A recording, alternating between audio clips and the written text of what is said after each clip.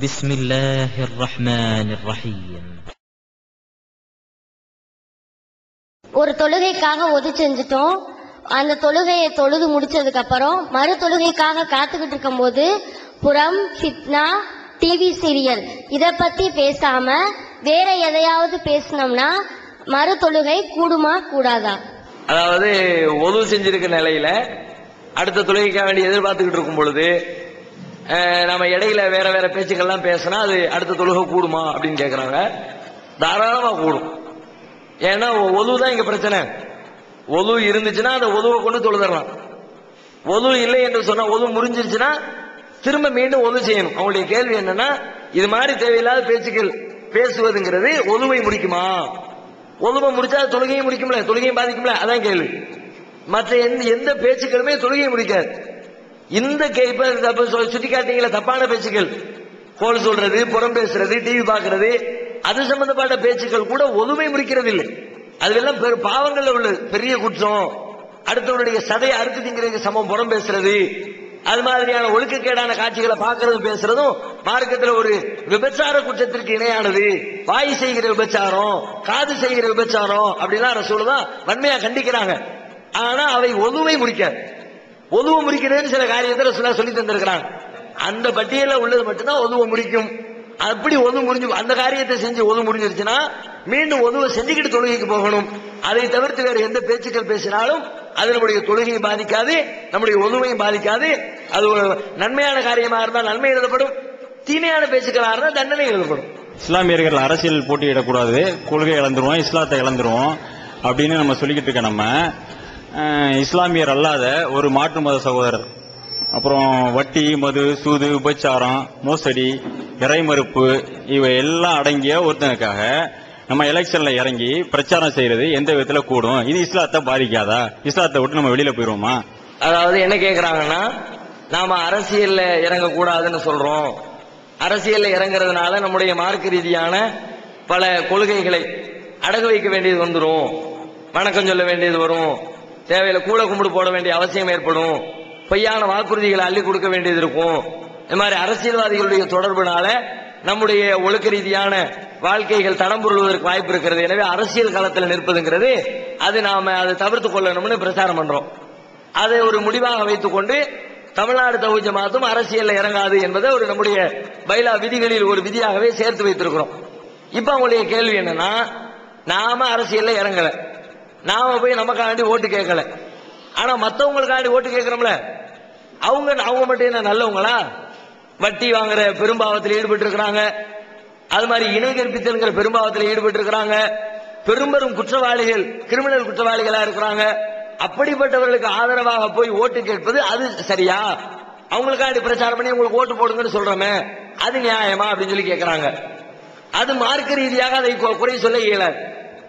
மார்க்க ரீதியாக எந்த காரியத்தை மார்க்கம் தடுக்கிறது என்று சொன்னால், ஒரு மனிதர் மொத்தமாக ஒரு மனிதரை புறக்கணித்தல்ங்கிறது மார்க்கத்தில் கிடையாது. அந்த மனிதர் செய்யக்கூடிய காரியத்தை வைத்துத்தான் காரியத்தை தான் புறக்கணிக்கணும். உதாரணமா ஒருத்தர் வட்டி வாங்குகிறார், வட்டி வாங்குறவர் வட்டினா அவருடைய பிசினஸ், அவருடைய வீட்டுல என்ன வந்து விருந்துக்காண்டி கூப்பிடுறார். அவர் வீட்டுல போய் நான் சாப்பிடலாமா கூடாதா, அவரோட அந்த சாப்பாட்டுல விருந்துல பங்கெடுக்கலாமானா மார்க்கம் சொல்லுது தாராளமா பங்கெடுக்கலாம், தப்பு இல்ல.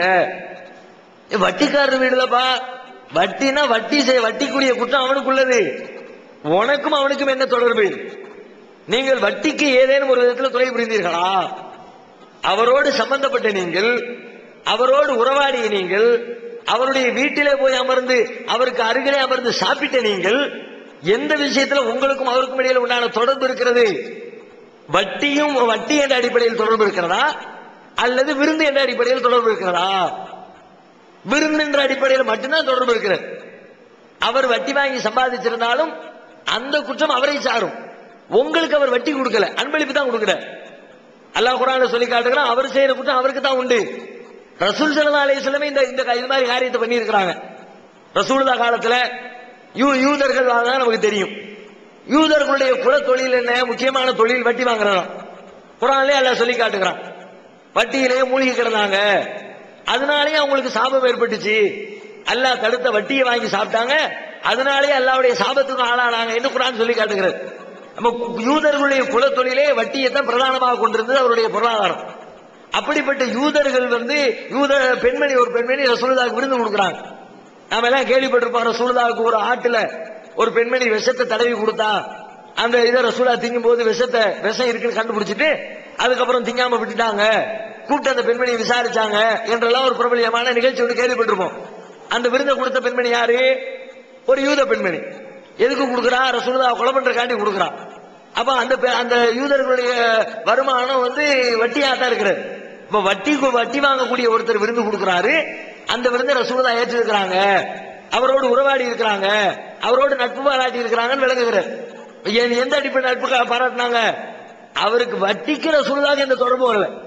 சாப்பாடு கொடுக்கிறார், அன்பளிப்பு கொடுக்கிறார், வாங்கிக்கிட்டாங்க, அவ்வளவுதான் செஞ்சாங்களே ஒழிய பாய் நல்லவரு, அவர் வீட்டுல போய் உட்காந்துக்கிட்டு யாரும் வட்டி கிட்டி வாங்குறதா இருந்தா மத்த ஆள்கிட்ட வாங்குறத விட நம்ம ஆள்கிட்ட வாங்குங்க, அவர் 2% குறைச்சு கொடுப்பாரு அப்படின்றது மாதிரி வட்டிக்கு ஆதரவு செய்தார். அது உங்களை வைத்துக் கொண்டு அவர் வட்டி கணக்கு எழுதுறார். நீங்க வீட்டுல போய் உட்கார்ந்துருக்கிறீங்க, அந்த நேரத்தில் உங்களை சாட்சியா வச்சுக்கிட்டு ஒரு ஆளுக்கு முன்னாடி வட்டி கொடுக்கல் வாங்க பட்டுவாடா பண்றார், வட்டிக்காண்டி கணக்கு எழுதுறார். அப்ப நீங்கள் அந்த இடத்துல சபையில் அமர்ந்திருக்க வேண்டியது வந்தால், நீங்கள் அதற்கு சாட்சியாக இருந்தால், நீங்கள் அதற்கு உறுதுணையாக இருந்தால், அப்ப நீங்க குற்றவாளி. அது இல்லையா அந்த பாகத்தை தனியா வை. வேற நல்ல காரியம் இருக்குதா சேர்ந்துக்க ஒண்ணு குற்றம் கிடையாது. அப்படித்தான் குர்ஆன் இஸ்லாம் நமக்கு கட்டி தருகிறது. அந்த அடிப்படையில் ஒரு தேர்தலில் நிற்கக்கூடிய ஒரு வேட்பாளருக்கு நாம வாக்களிக்கிறோம் என்று ஓட்டு போடுங்க என்று சொல்லி பிரச்சாரம் செய்கிறோம் என்று சொன்னால் அவர் செய்யக்கூடிய எல்லா காரியத்துக்கும் நாம் பொறுப்புங்கிற அடிப்படையில் நாம பிரச்சாரம் பண்றதில்லை. அவர் நல்லவர் கொண்டு போய் மக்கள் மத்தியில காட்டுறதில்லை. இவர் ரொம்ப தங்கமானவர் அதனால ஓட்டு போடுங்கன்னு சொல்ல மாட்டோம்.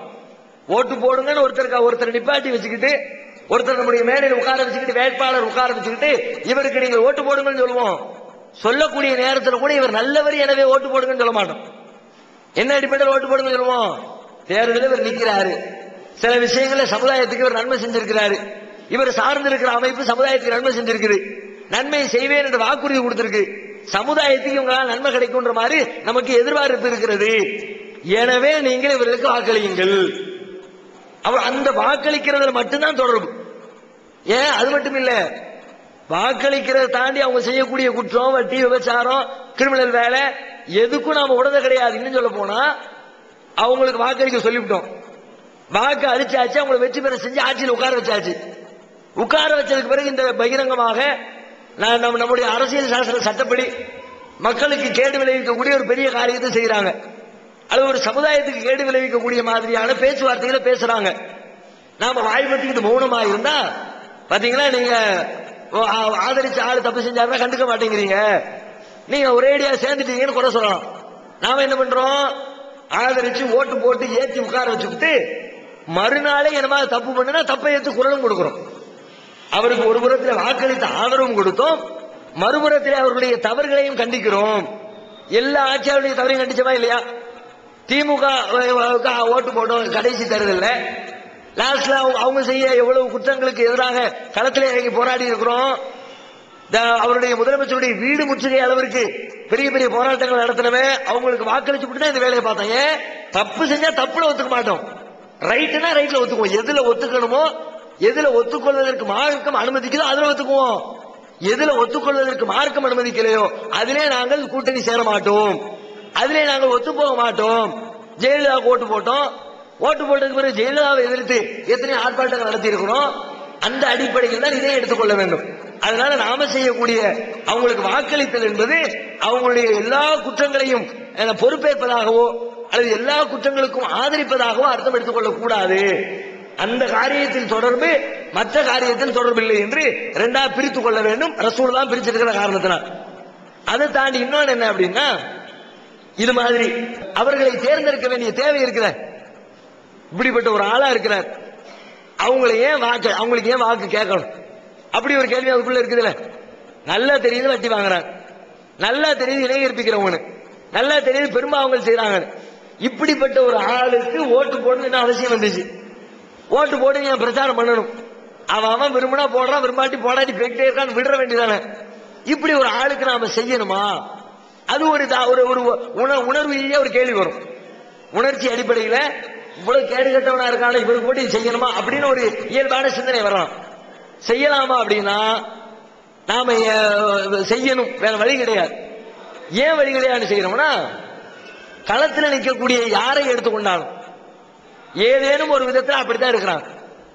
கெட்டவர்களாகத்தான் களத்தில் நிற்கிற எல்லாருமே இருக்கிறாங்க.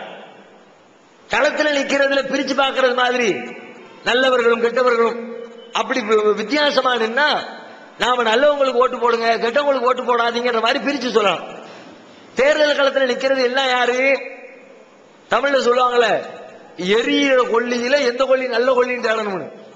ரெண்டுமே எரி கொல்லி தான், ரெண்டுமே நாசம் தான்.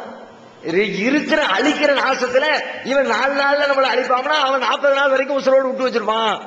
இவனோட அவன் ஒரு 38 நாள் நம்மளை வாழ வைப்பான்.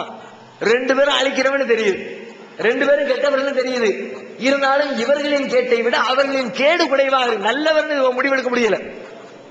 கேடு செய்வதில் தீங்கு செய்வதில் இந்த தீங்கை விட அந்த தீங்கு பரவாயில்ல. மது இருந்திருக்கெல்லாம் சொல்றாங்கல்ல, மதுபானத்தை நீங்க தவிர்த்துக்கங்க, அதுல அதிகமான கேடும் கொஞ்சம் நன்மையும் இருக்கிறது. கேடு ஜாஸ்தியா இருக்குதா விட்டுருங்க, அவளை அது மாதிரி கேடு ஜாஸ்தியா இருக்குன்னு தள்ளி விட்டுரும். அந்த கோணத்துல வேற வழி இல்ல, இவர்களுக்கு தான் ஓட்டு போட்டு ஆகணும். அப்படி ஓட்டு போடலாட்டி அடுத்த ரிசல்ட் என்ன? இவன் கெட்டவனா இருக்கான், ஓட்டு போடல. ஓட்டு போடாம விட்டுட்டு அதை விட பெரிய கெட்டவன் உட்கார்ந்துருவானே, வருஷம் 5 வருஷம் படாத பாடு வரணுமே. இந்த கெட்டவனுக்கு ஓட்டு போட்டா ஏதோ ஓரளவுக்கு பார்த்து புண்ணியம் பார்த்து சமுதாயம் பார்த்து என்ன 1-2 செஞ்சு எடுத்த கொடுத்து அனுப்பிட்டு போயிருவான். இவனுக்கு போட்டு போடவா கெட்டவன் நினைப்பா அப்படின்னு விட்டா அவனை விட பழைய கெட்டவன் உட்கார்ந்து நம்ம ஆட்டி படைப்பானே. அப்ப பெரும் தீமைக்கு பதிலாக சிறு தீமையை அங்கீகரித்துக் கொள்ளுதல் என்ற அடிப்படையிலும் நாம் ஓட்டு போட வேண்டிய கட்டாயத்துல நிர்பந்தத்திற்கு ஆளாக்கப்பட்டிருக்கிறோம் என்பது புரிந்து. மூமின் காபிர் என்ற அடிப்படையில மூமினை விட்டு காபிரை ஆதரிக்கிறீங்களே அப்படின்னு கேள்வி கேட்டா சொல்றாங்க. யாரை ஆதரிச்சாலும் எதுக்காக வேண்டி ஆதரிக்கிறோம், எதுக்காக வேண்டி இவருக்கு ஓட்டு போடுறோம்ன்ற கேள்விக்கு தான் முதல்ல பதில் காணணும். ஏன் ஓட்டு போடுறோம்? சும்மா ஒரு ஆளு அவர் ஓட்டு போட வச்சுக்கிட்டோமாப்பா, 10 ஓட்டுங்கிற இடத்துல ஒரு 15 ஓட்டு இருந்துட்டு போகுது அப்படின்னு சும்மா போட்டு வைப்பமே போடுறதா, அல்லது இவர் ஆட்சியில் உட்கார வச்சு இவர் வழியாக நம்முடைய சமுதாயத்துக்கு சில நன்மைகளை பெற்றுக்கொள்ள வேண்டும் என்ற அந்த நோக்கத்துக்காண்டி ஓட்டு போடுறோமா? நம்ம ஓட்டு பயனுள்ளதா இருக்கணும். ஓட்டு போடுறதுங்கிறது அது ஒரு பயன்பாடு. அதை வைத்து ஒரு ஆட்சியை தீர்மானிக்க வேண்டும். நல்ல ஒரு ஆட்சியை கொண்டு உட்கார வச்சு சமுதாயத்துக்கும் நாட்டுக்கும் நல்ல பல திட்டங்களை கொண்டு வரக்கூடிய ஒரு மாற்றத்தை உருவாக்கணும். அதுக்கு தான் ஓட்டு போடுறோம். இப்போ நம்ம சமுதாயத்தில் நின்று போட்டிக்கிட்டாங்க கடந்த தேர்தலில். அப்ப நாம அவங்களுக்கு வாக்கு அளிக்கல. ஓபனா சொல்றதாருன்னா இந்த தமிழ்நாடு முஸ்லீம் முன்னேற்ற கழகத்தின் சார்பில் போட்டிக்கிட்டாங்க. வேற காங்கிரஸ் கட்சி அவர்கள் போட்டியிடக்கூடிய தொகுதிகளிலேயே திமுக போட்டியிட்ட தொகுதிகளும் உண்டு. திமுகவும் தமுமுகவும் ஒரே தொகுதியில போட்டிட்டு இருக்குது. அது மாதிரி காங்கிரசும் தமுமுக ஒரே தொகுதியில போட்டிட்டுச்சு. அந்த மாதிரி தொகுதிகள்ல முஸ்லீமா இருக்கிறாருன்னு சொல்லிட்டு இவரை ஆதரிக்காம முஸ்லீம் அல்லாத ஒரு காபிரை ஆதரிச்சு ஓட்டு போட்டீங்களே, இது எந்த விதத்துல இது சரியா அப்படின்னு கேட்கிறாங்க. நாம எதுக்கு ஓட்டு போடுறோம் என்று சொன்னால், ஓட்டு சும்மா நம்ம ஆளு வச்சுக்கிட்டு ஓட்டு போடக்கூடாது. நம்முடைய ஓட்டு பயனுள்ளதாக வேண்டும். என்னுடைய ஓட்டால் சமுதாயத்துக்கு ஏதேனும் பயன் கிடைக்க வேண்டும், அதுக்காக தான் வாக்களிக்கணும். கண்ணுக்கு எதிரில் தெரியுது இவங்களுக்கு வாக்களிச்சா 1% கூட சமுதாயத்துக்கு நன்மை கிடையாது. 1% நன்மை அவங்களுக்கு எப்ப நன்மை கிடைக்கும்? அவங்க ஓரளவு பலமுள்ளவர்களாக அதிக வாக்குகளை பெறக்கூடிய இடத்துல இருந்து, அல்லது 2 பெரிய கட்சிகளுக்கு இடையில டஃப் கொடுக்கிற மாதிரியான ஒரு ஆளா இருந்தா இவரையும் போட்டா ஓட்டு போட்டு கொண்டு உட்கார வச்சிட முடியும் அப்படின்னு இருந்தா இவருக்கு வாக்களிக்கிறது நியாயம். நல்லா தெரியுது இவங்களுக்கு போட்ட கிடைக்கவே கன்ஃபார்மா தெரிஞ்சதா இல்லையா? தேர்தலுக்கு முன்னாடி கூட இது டவுட். இவங்களுக்கு போடுற ஓட்டு வேஸ்ட் என்று சொல்வது தேர்தலுக்கு முன்னால் சொன்னால் அது ஒரு யூகம். ஏன் ஜெயிச்சாலும் ஜெயிச்சிருவாங்கன்னு சொல்லலாம், ஓரளவு ஓட்டு வாங்கினாலும் வாங்கிடுவாங்கன்னு சொல்லலாம். தேர்தலுக்கு பிறகு சொல்ல முடியுமா? நாரா போயிடுச்சு, ஒண்ணுமே இல்லை, இவங்கள்ட்ட ஒரு பவரும் கிடையாதுயா, இவங்களை ஆதரிக்கிற ஒருத்தரும் கிடையாது, இவங்க அமைப்பை சார்ந்தவங்க கூட இவங்களுக்கு ஓட்டு போட்டாங்கன்னு தெரியல, இந்த அளவுக்கு கூட எண்ணிக்கையில இவங்களுடைய அமைப்பு இல்லையா என்று சொல்லி முஸ்லீம் சமுதாயத்துடைய அந்த வெயிட்டை குறைச்சு காட்டக்கூடிய லெவல்ல இவங்களுடைய போட்டி அமைஞ்சிருச்சு. முஸ்லீம் சமுதாயத்தை கூட ஒன்றிணைச்சு சமுதாய சார்பில் நான் நிக்கிறேன், சமுதாயத்துக்கு என்ன வேணும் கேளுங்க, நீங்க எங்களை வாக்களிச்சு தேர்வு செய்யுங்க, நாங்க ஜெயிச்சு இதை செய்வோம் என்று சொல்லி ஒட்டுமொத்த ஆதரவை வாங்கி கொண்டு களத்தில் நின்றால் அவர்களுக்கு வாக்களித்தா எல்லாரும் சேர்ந்து போட்டா கூட ஜெயிக்கிறதுக்கு வாய்ப்பு இருக்கிறது. அந்த வேலைகளை இவங்க செஞ்சாங்களா? எந்த வேலையும் அவங்க செய்யல. எல்லாருடைய ஓட்டுகளை பெறுவதற்குரிய எந்த முனைப்பையும் அவங்க காட்டவும் இல்லை. அவங்க முஸ்லீம் அல்லாத சில பேரை கூட்டணியில சேர்த்துக்கணும் என்று விரும்பினார்கள். அவங்களுடைய ஓட்டு கிடைச்சதுன்னா நம்ம ஜெயிச்சிடலாம் என்ற கோணத்துல அவங்க போனாங்க. கடைசியில் ஓட்டுற எண்ணிக்கை என்ன, டெபாசிட் தப்பிச்சதே பெரும்பாடுங்கிற கடையில நின்றுச்சு. அவங்க போட்டிட்ட எல்லா இடத்துலயும் அதான் ஆச்சு. அப்ப இதை அதுக்கு முன்னாடியே நாம உணரணும். கண்டிப்பாக இவர்களுக்கு அளிக்கிற வாக்கு வீணான வாக்கு, பயனற்ற வாக்கு. எந்த மாற்றத்தையும் ஆட்சி இவர்களை தேர்ந்தெடுப்பதற்குரிய ஒண்ணு எதிரிய வலுவுள்ளவனா நீ பாடணும். தோத்து போனா கூட இன்னைக்கு திமுக மைனாரிட்டி கவர்மெண்ட் நம்ம சொல்றதுக்கு என்ன காரணம்? நாம சில இடத்துல போட்டிட்டு அவங்களை ஆதரிச்சு பலமுள்ள எதிரியை கொண்டு போய் சட்டமன்றத்தில் உட்கார வச்சோம். அதனால மைனாரிட்டி கவர்மெண்ட் திமுகவை விமர்சனம் பண்ற அளவுக்கு எதிர்கட்சி வலுவுள்ளதா உட்கார்ந்து இருக்கு. தோத்தா ஜெயிச்சா ஆட்சியை பிடிச்சிரும், தோத்தா ஆளுங்கட்சி ஆட்சி படைக்கிற அளவுக்கு நல்ல பலமுள்ள எதிர்கட்சியா போய் உட்கார்ந்து இருக்கும். இப்படி இருக்கிற ரெண்டில் ஏதையாவது ஒன்றை தேர்ந்தெடுத்து வாக்களித்தால், அதுல நன்மை தீமையை பிடிச்சு பார்த்து வாக்களித்தால் உங்களுடைய வாக்கு பயனுள்ளதா இருக்கும். இந்த ரெண்டை விட்டு மூணாவதுக்கு போனீங்கன்னா கண்டிப்பா கன்ஃபார்மா தெரியுது வீணுன்னு. வீணா போறதுக்கு ஒரு ஓட்டை போடணுமா ஒரு செய்தி. ரெண்டாவது என்ன, சமுதாயத்துக்கு நன்மை கிடைக்கும்ன்றதுக்காக தான் நாம இறங்குறோம் களத்துல. நாம வாக்களிக்க சொல்றதுக்கான நோக்கம் என்னன்னா, இவர்களால் சமுதாயத்துக்கு ஏதாவது நன்மை செய்யறேன்னு சொல்லி இருக்கிறாங்க, வாக்குறுதி தந்திருக்கிறாங்க, அல்லது இடஒதுக்கீடு கொடுத்திருக்கிறாங்க அப்படின்ற சில நியாயமான காரணங்களை வைத்து சமுதாய நன்மையை வச்சுதான் ஓட்டு போடுற அந்த ஓட்டு போடணுங்கிற அந்த பிரச்சாரத்தை நம்ம கையில் இருக்கிறோம். இப்போ இவர்களை வாக்களித்து தேர்வு செய்தார், முஸ்லீம் என்பதற்காண்டி வாக்களிச்சுட்டீங்க, ரிசல்ட் நல்லதா கெட்டதான் பார்க்கணுமா இல்லையா? ஒரு ஆளு பேரு முஸ்லீமா இருக்குது, பள்ளியாசல தொழுகிறாரு, தலையில தொப்பி போட்டிருக்கிறாரு, முஸ்லீமா அரபி பேர் வச்சிருக்கிறாரு, முஸ்லீம்களுக்கு எவ்வளவு கேடு செய்ய முடியுமோ அவ்வளவு கேடு செய்கிறார். இவர் முஸ்லீம் லிஸ்ட்ல சேர்த்துறீங்க. இன்னொருத்தர் சுப்பிரமணியன் பேர் வச்சிருக்கிறார், முஸ்லீம் சமுதாயம் ஓடி வந்து நிற்கிறார், முஸ்லீம்கள் வாழக்கூடிய பகுதிகளில் ஏதாவது ஒரு பிரச்சனை முன்னாடி வந்து நிற்கிறாரு. ரெண்டு பேரும் தேர்தல் காலத்தில் போட்டிடுறாங்க. ஒரு ஆளு முஸ்லீம்ங்கிறாரு, தொப்பி போட்டுக்கிறாரு, பள்ளியாசலுக்கு வர்றாரு, முஸ்லீமை எடுத்து பாக்குறது இல்ல. ஒரு ஆளு முஸ்லீம் இல்ல, ஆனா முஸ்லீம் சமுதாயம் தலையில தூக்கி வச்சு ஆடுறாரு. ஓட்டு போடுறது யாருக்கு ஓட்டு போடணும்? முஸ்லீம் என்று ஓட்டு பார்த்து ஓட்டு போடுறதா? முஸ்லீம் ஓட்டு போட்டு 5 வருஷம் கஷ்டப்பட போறீங்களா? அல்லது முஸ்லீம் இல்லாத சுப்பிரமணிக்கு ஓட்டு போட்டு அவரிடமிருந்து பெற வேண்டிய நன்மைகளை பெற போறீங்களா? ஓட்டு போடுறது எதுக்கு? அவர் வழியாக நம்முடைய தொகுதிக்கு சில நன்மைகளை பெற்றுக் கொள்ளணும். அந்த நன்மை யார்கிட்ட கிடைக்கும் அதுக்கு ஆளை தேர்ந்தெடுப்பீங்களா? அதை விட்டு முஸ்லீம் இல்லைன்னு பாத்தீங்களா? அதை விட்டு தேர்தலை விட்டுருவோம், நம்ம சொந்த வாழ்க்கையை எடுப்போம். சொந்த வாழ்க்கையில ரொம்ப மேட்சாகும். சொந்த வாழ்க்கையில ஒரு கடை வச்சிருக்கிறோம், கடைக்கு ஒரு கேஷியர் தேவைப்படுது. ஒரு முஸ்லீம் ஒருத்தர் வர்றான், 10ஆவது படிச்சிருக்கிறான், 2000 ரூபாய் சம்பளம் கேட்கறான். முஸ்லீம் இல்லாத ஒருத்தர் வர்றாரு, பிகாம் படிச்சிருக்காரு, நல்ல கணக்கு ஒழுங்கு தெரிஞ்சிருக்கிறாரு, அவர் 2000 ரூபாய் சம்பளம் கேட்கிறாரு. நீங்க உங்க கடைக்கு யாரை தேர்வு செய்வீர்கள்? முஸ்லீமா இருக்கிறான்னு வச்சுக்குவீங்களா? பரவாயில்லப்பா, ஒண்ணும் இல்லாட்டி பரவாயில்ல, கணக்கு தப்பா வேணாலும் பரவாயில்ல, 5000 ரூபாய்க்கு 2000 ரூபாய் போட்டு கணக்கு காசை வாங்கினாலும் பரவாயில்ல, கல்லாப்பட்டியை காலியாக்கணும் பரவாயில்ல அப்படின்னு முஸ்லீமா வைப்பீங்களா? அல்லது உங்க கல்லாப்பட்டியை நினைக்கிறதுக்காக முஸ்லீம் எல்லாரும் வைப்பீங்களா? அப்ப தெரியும் நமக்கு நம்ம கல்லாப்பட்டியில.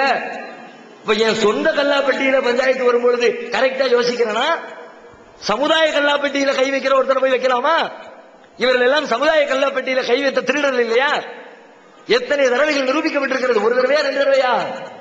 பல விஷயங்கள்ல சமுதாயத்து காசை திருடி தின்னு சமுதாய மத்தியில கேவலப்படுத்தி இருக்கிறோம், நாடு கிழிச்சி இருக்கிறோம்.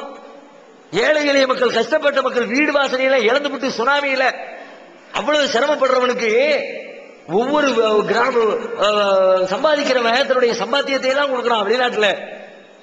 ஒரு நாள் சுனாமி மக்களுக்காக வேண்டி சாமான ஏத்திக்கு நாங்க போறோம் திருச்சியில.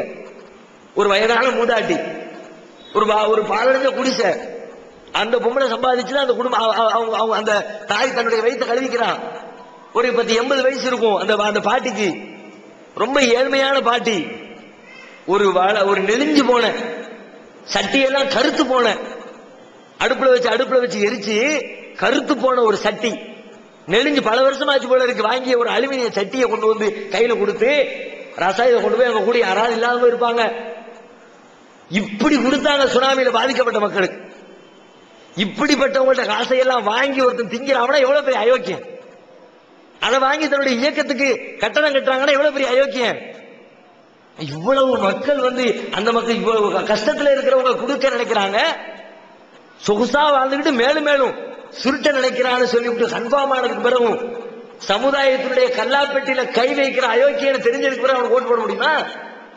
இப்படி பல காரணங்களை முன்வைத்துதான் அவர் முஸ்லீமா இருந்தாலும் இந்த வேலைக்கு அன்பிட் இவருக்கு இதை தேர்ந்தெடுத்து சரி கிடையாது என்று சொல்லி அவருக்கு வாக்களிக்காமல் அவன் புறக்கணித்ததற்கான காரணம் அதுதான். பெண்கள் வெளியே செல்லும் போது பூ வைக்க கூடாதுன்னு ஏதாவது குர்ஆன் ஹதீஸ்ல ஆதாரமா இருக்கா? அப்படின்னா வாசமுள்ள பூ வைக்க கூடாதுன்னா வாசம் இல்லாத பூ வைக்கலாமா? ரெண்டு கேள்வி கேட்கறாங்க ஒரே கேள்விக்குள்ள. ஃபர்ஸ்ட் என்ன, பெண்கள் வந்து வெளியில போகும்போது பூ வைக்க கூடாதுன்னு இருக்குதா அப்படின்னு கேட்கறாங்க. அந்த பூவுல ரெண்டா பிரிக்கணும், ஒண்ணு வாசம் உள்ளது, வாசம் இல்லாதது. வாசம் உள்ளது என்று சொன்னால் நறுமணம் சார்ந்தது, அது பூவாகவும் இருக்கலாம், அல்லது அத்தராகவும் இருக்கலாம், செண்டாகவும் இருக்கலாம், ஏதாவது இருக்கலாம். அவங்க உடம்புல இருந்து வாசத்தை மனத்தை வெளிப்படுத்தக்கூடிய அந்த பொருட்கள் பயன்படுத்தலாமா அப்படின்னு சொல்லி ஃபர்ஸ்ட் கேட்கறாங்க. இதை பொறுத்த வரைக்கும் நேரடியாக தடை செய்யப்பட்ட காரியம் எதுனா, இரவு நேரத்தில் பெண்கள் வீட்டை விட்டு வெளியில வர்ற நேரத்தில், குறிப்பா மேலும் குறிப்பா ரசூலுல்லாஹ் சொல்றாங்க, இரவு தொழுகைக்காக பள்ளிவாசலுக்கு ரசூலுல்லாஹ் காலத்துல பெண்கள் வந்துகிட்டு இருந்தாங்கல்ல, அப்பதான் ரசூலுல்லாஹ் இந்த ஆர்டர் போடுறாங்க, இது மாதிரி இரவு தொழுகைக்கு நீங்கள் பள்ளிவாசலுக்கு வரும் பொழுது நறுமணம் பூசி வர வேண்டாம். இப்ப இரவு நேரத்தில் வர வேண்டாம் என்பதற்கு தெளிவான தடை இருக்கிறது. ஏன் அப்படின்ற காரணம் ஆண்களுக்கு இயல்பாகவே புரியும். இரவு நேரத்தில் அதிகமா பயணம் செய்யக்கூடியவங்க அதனுடைய அந்த விபரீதங்களை எல்லாம் உணரத்தான் செய்கிறாங்க. இது மாதிரியான நல்ல நறுமணத்தோடு பெண்கள் வந்து அவங்கள கிராஸ் பண்ணி போனா பகல் பொழுதுல அதிகபட்ச வேலையில தொழில் துறையில அப்படியெல்லாம் இருக்கக்கூடிய நேரத்தில் இருக்கிற சிந்தனையை விட இரவு நேரம் என்பது வேறு விதமான சிந்தனைகளை மனிதனுக்கு வழங்கக்கூடியதாகத்தான் இருக்கிறது. அப்படிப்பட்ட நேரத்தில் அது மாதிரியா ஒரு பெண்ணு போனா தேவையில்லாம இந்த ஆம்பளை மனசு கெட்டு போறதுக்கான வாய்ப்பு இருக்கிறது. அதனால குறிப்பா ரசூலுல்லாஹ் என்ன பண்ணி இருக்கிறாங்க, இரவு நேரத்தில் தடை செஞ்சுட்டாங்க. அது மாதிரி இரவு நேரத்தில் எந்த பெண்ணு அப்படி நறுமணத்தோடு வெளியில பொது இடங்களுக்கு உலா வருகிறாரோ அவரை ஒரு கெட்ட பெண்மணிக்கு உதாரணம் காட்டுறாங்க. இந்த பொம்பளை ஒரு மோசமான பொம்பளைங்கிற கருத்துப்பட ரசூலுல்லாஹ் சொல்றாங்க. அதனால இரவு நேரத்தில் பூவா இருந்தாலும் சரி, சென்டா இருந்தாலும் சரி, அத்தரா இருந்தாலும் சரி, வேறு எந்த நறுமண பொருட்களா இருந்தாலும் சரி, அவங்களுடைய உடம்புல இருந்து மனம் கமழுகிற விதத்தில் எந்த ஒரு பொருளையும் பயன்படுத்தி கொண்டு இரவு நேரத்தில் வெளியிலே வருவது மார்க்கத்திலே தடுக்கப்பட்டிருக்கிறது. அப்ப பகல் நேரத்தில் வரலாமா? பகல் நேரத்தில் வரலாம்ங்கிற அதிலே விளங்கிரு. இரவுக்கு தான் தடை என்று சொன்னால் பகலிலே அனுமதி. ஆனாலும் பகலில் கூட ஆண்கள் இருக்கிற சபைக்கு தான் ஆண்களுக்கு பக்கத்தில் இருக்க வேண்டியது இருக்கிறது. ஒரு பஸ்ல பயணம் செய்ய வேண்டியது இருக்கிறது. பஸ்ல முன் சீட்ல ஆம்பளை உட்கார்ந்துருப்பாரு, பின் சீட்ல ஆம்பளை உட்கார வேண்டியது இருக்கும், பக்கத்துல நிக்க வேண்டியதா இருக்கும். அப்படிப்பட்ட ஒரு சூழ்நிலையில எல்லாம் நம்ம பகல் நேரத்தில் அது மாதிரியான நறுமணத்தோடு போனால் கூட அது தேவையில்லாமல் ஆண்களை வந்து சபலப்படுத்தும். அதனால பகல் நேரத்திலே தவிர்த்துக் கொள்வது நல்லது. இரவு நேரத்தில் கண்டிப்பாக வந்து அவங்க அந்த நறுமணத்தோடு வெளியில வரக்கூடாது. அப்படி நறுமணத்தை தவிர்த்துட்டால் பகலா இருந்தாலும் இரவா இருந்தாலும் நறுமணத்தை தவிர்த்து கொண்டு மனமில்லாத பூவோடு செல்லலாமா? பாடெல்லாம் ஒண்ணும் இல்ல, ஒரு அழகா இருக்கு, அலங்காரமா இருக்கு, பூ வச்ச ஒரு அலங்காரமா இருக்குமே, அது மாதிரி அதை வச்சுக்கலாமா அப்படின்னு கேட்கறாங்க. அதை வச்சுக்கலாம். ஆனா அதுக்கு மேல உங்களுடைய வெளியில வரும்போது சொல்லப்பட்டிருக்கிற ஆடை ஒழுங்க பேணணுமே, அலங்காரத்தை மறைங்க இஸ்லாம் சொல்லுது. வெளியில அந்நிய ஆண்கள் இருக்கக்கூடிய பொது இடங்களுக்கு நீங்கள் வருவதாக இருந்தால் உங்களுடைய முகத்தையும் முன்கையையும் தவிர உங்களுடைய அலங்காரத்தை வெளிப்படுத்தக்கூடாது மார்க்கம் சொல்லிடுச்சு. அலங்காரம்னா இது உடம்பு வெளிப்படுத்துற அலங்காரம் கிடையாது. உடம்பு வெளிப்படுத்தவே கூடாதுங்கிறத திட்டமிட்டோம். உடம்புங்கிறது அலங்காரம் கிடையாது, உடம்புங்கிறது அழகு, இயற்கை அழகு. அல்லாஹ் குர்ஆன்ல தடுக்கிறது வந்து அலங்காரத்தை தடுக்கிறான். அலங்காரம்னா என்னன்னா அந்த உடலுக்கு மேல் செய்யக்கூடிய எந்த விதமான அழகுபடுத்துவதற்காக செய்யக்கூடிய எல்லாமே அலங்காரம். உடம்புக்கு மேல செயின் போட்டாலும், நெக்லஸ் போட்டாலும், மோதிரம் போட்டாலும், மருதாணி போட்டாலும், விதவிதமான ஆடைகள் அணிந்தாலும் எல்லாமே உடம்புக்கு மேல செய்யக்கூடிய அலங்காரம் என்ற அர்த்தம். இந்த அலங்காரத்தை நீங்கள் வந்து வெளிப்படுத்தாதீங்க, அலங்காரம் வெளியே தெரியக்கூடாது. பலா யுபதீன ஜீனத்தஹுன்ன இல்லாமா லஹர மின்ஹா. அந்த அலங்காரத்துல ஒரே ஒரு அலங்காரத்துக்கு மட்டும் அனுமதி. பூங்கிறது அலங்காரம் தானே, அந்த அலங்காரத்தையும் சேர்த்துதான் அல்லாஹ் சொல்றான். அலங்காரத்தை வெளிப்படுத்தாதீங்க, ஒன்னே உனக்கு மட்டும் அனுமதி. என்ன அனுமதி? இல்லாமா லஹர மின்ஹா, எது கண்டிப்பாக வெளிப்பட்டே தீருமோ அந்த அலங்காரத்தை தவிர மற்ற எந்த அலங்காரத்தையும் வெளிப்படுத்தாதீங்க. எந்த அலங்காரம் கண்டிப்பா வெளியே தெரிஞ்சாகும்? வெளியே ஒரு பெண் வந்தால் அந்த அலங்காரத்தை மறைக்கவே முடியாது என்று சொல்லக்கூடிய அலங்காரம் எது? நெக்லஸா? நெக்லஸ் மறைக்காம ஒரு பெண்ணு தெருவில் வர முடியாதா? தாராளமா வரலாம். மோதிரமா? மோதிரத்தை மறைக்காம வர முடியாதா? மோதிரத்தை கழட்டிடலாம். அது ஒரு பெரிய மேட்டரே கிடையாது. தலையில இருக்கிற கொண்டப்பூவா? கொண்டப்பூ தெரியாம ஒரு பொம்பளை வெளியே வர முடியாதா? தாராளமா வரலாம். கொலுசு தெரியாம வர முடியாதா? தாராளமா அதெல்லாம் மறைச்சிடலாம். ஆனா டிரெஸ் போட்டிருக்கிறாங்களே, ஆடை, ஆடையை மறைக்க முடியுமா? கண்டிப்பா வெளியே தெரிஞ்சே தீரணுங்கிற அலங்காரம் எதுனா ஆடை தான். ஆடையை மறைக்கவே முடியாது. இந்த ஆடையை மறைக்கிறதுக்கு இன்னொரு ஆடையை போட்டா அது வெளியில வந்து நிற்கும். அந்த ஆடையை மறைக்கிறதுக்கு இன்னொரு ஆடையை போட்டா அது வெளியில வந்து நிற்கும். அப்ப ஆடை மட்டும்தான் கண்டிப்பாக வெளியிலே தெரிந்தே தீர வேண்டிய அலங்காரம். அந்த அலங்காரத்தை தவிர்த்து வேறு எந்த அலங்காரத்தையும் நீங்கள் வெளிப்படுத்த கூடாதுன்னு குர்ஆன் சொல்ற காரணத்தினால நீங்க பூவை வச்சுக்கிட்டாலும் அது வெளியில தெரிகிற மாதிரி இருக்க கூடாது, அதை மறைச்சிடணும். வீட்டுக்குள்ள போனதுக்கு பிறகு உங்களுடைய கணவன்மார் இடத்துல அல்லது வேறு உங்களுடைய மகரமான உறவுகள் இருக்கக்கூடிய இடத்துல அந்த அலங்காரத்தை வெளிப்படுத்திக் கொண்டால் அது குற்றமாகாது என்பதை இரண்டாக பிரித்து விளங்கிக் கொள்ள வேண்டும். இஸ்லாம் மார்க்கத்துல தான் சட்ட திட்டங்கள் ரொம்ப கடுமையானதா இருக்கும், அதற்கான தண்டனைகளும் ரொம்ப கடுமையானதா இருக்கும். இப்ப நம்ம நாட்டுடைய சட்ட திட்டங்கள் இஸ்லாமுடைய சட்ட திட்டங்களுக்கு முரண்பாட்டா இருக்குது. அப்படி இருக்கும்போது அல்லாஹ்வும் அல்லாஹ்வுடைய ரசூலையும் அப்படியே பின்பற்றக்கூடிய ஒரு மார்க்கத்துல இருந்துகிட்டு நம்ம நம்மளுடைய சட்டத்துக்கு புறம்பா நடக்கிறது குற்றமா குற்றம் இல்லையா? இது இஸ்லாம் என்ன சொல்லுது? நாம குர்ஆன் ஹதீஸ் அடிப்படையில தான் செயல்பட வேண்டும் என்று சொல்கிறோம். ஆனா நாம வாழக்கூடிய இந்த நாட்டில் அது மாதிரி முழுமையாக அல்லாஹ்வுடைய சட்ட திட்டங்களை பின்பற்றி அமைக்கப்பட்ட சட்டம் நம்ம நாட்டில் நடைமுறையில இல்லையே. உதாரணமா குற்றவியல் சட்டத்தை எடுத்துக்கலாம். பெரும்பாலும் இபாதத்துகள் அல்லது தனிப்பட்ட வாழ்க்கை முறை அதுல எல்லாம் அல்லாஹ் ரசூல் சொன்ன மாதிரி நடந்துடலாம், பிரச்சனை கிடையாது. சிவில் பிரச்சனை இருக்கிறது, நம்ம சொந்த குர்ஆன் சொல்றபடி நடக்க முடியும். திருமண விவகாரங்கள் இருக்கிறது, குர்ஆன் ஹதீஸ் அடிப்படையில் நடந்துவிட முடியும். இன்னும் பிற நடைமுறை வாழ்க்கை சார்ந்த பிரச்சனைகள் இருக்கிறது, அது எல்லாவற்றிலையுமே குர்ஆன் ஹதீஸ் அடிப்படையில் நம்முடைய வாழ்க்கையை அமைத்துக் கொள்ள முடியும். ஆனால் இந்த பெரும்பாவங்கள், கிரிமினல் குற்றங்கள், திருட்டு, கொலை, விபச்சாரம், அதற்கு வழங்கப்படுகிற தண்டனைகள், இது மாதிரியான பிரச்சனைகள் இருக்கிற அந்த பிரச்சனைகளை பொறுத்த வரைக்கும் அல்லாஹ் ரசூல் சொன்ன அடிப்படையில் நம்ம நாட்டில் நாம சட்டத்தை நடைமுறைப்படுத்த முடியாது. திருடுனா கையை வெட்டணும். ஒரு முஸ்லீம் திருடுனாருன்றதுக்காக கையை வெட்டுவாங்களா? இந்தியாவில் வெட்ட மாட்டாங்க, அரபு நாட்டில் வெட்டுவாங்க. இந்தியாவில் என்ன பண்ணுவாங்க?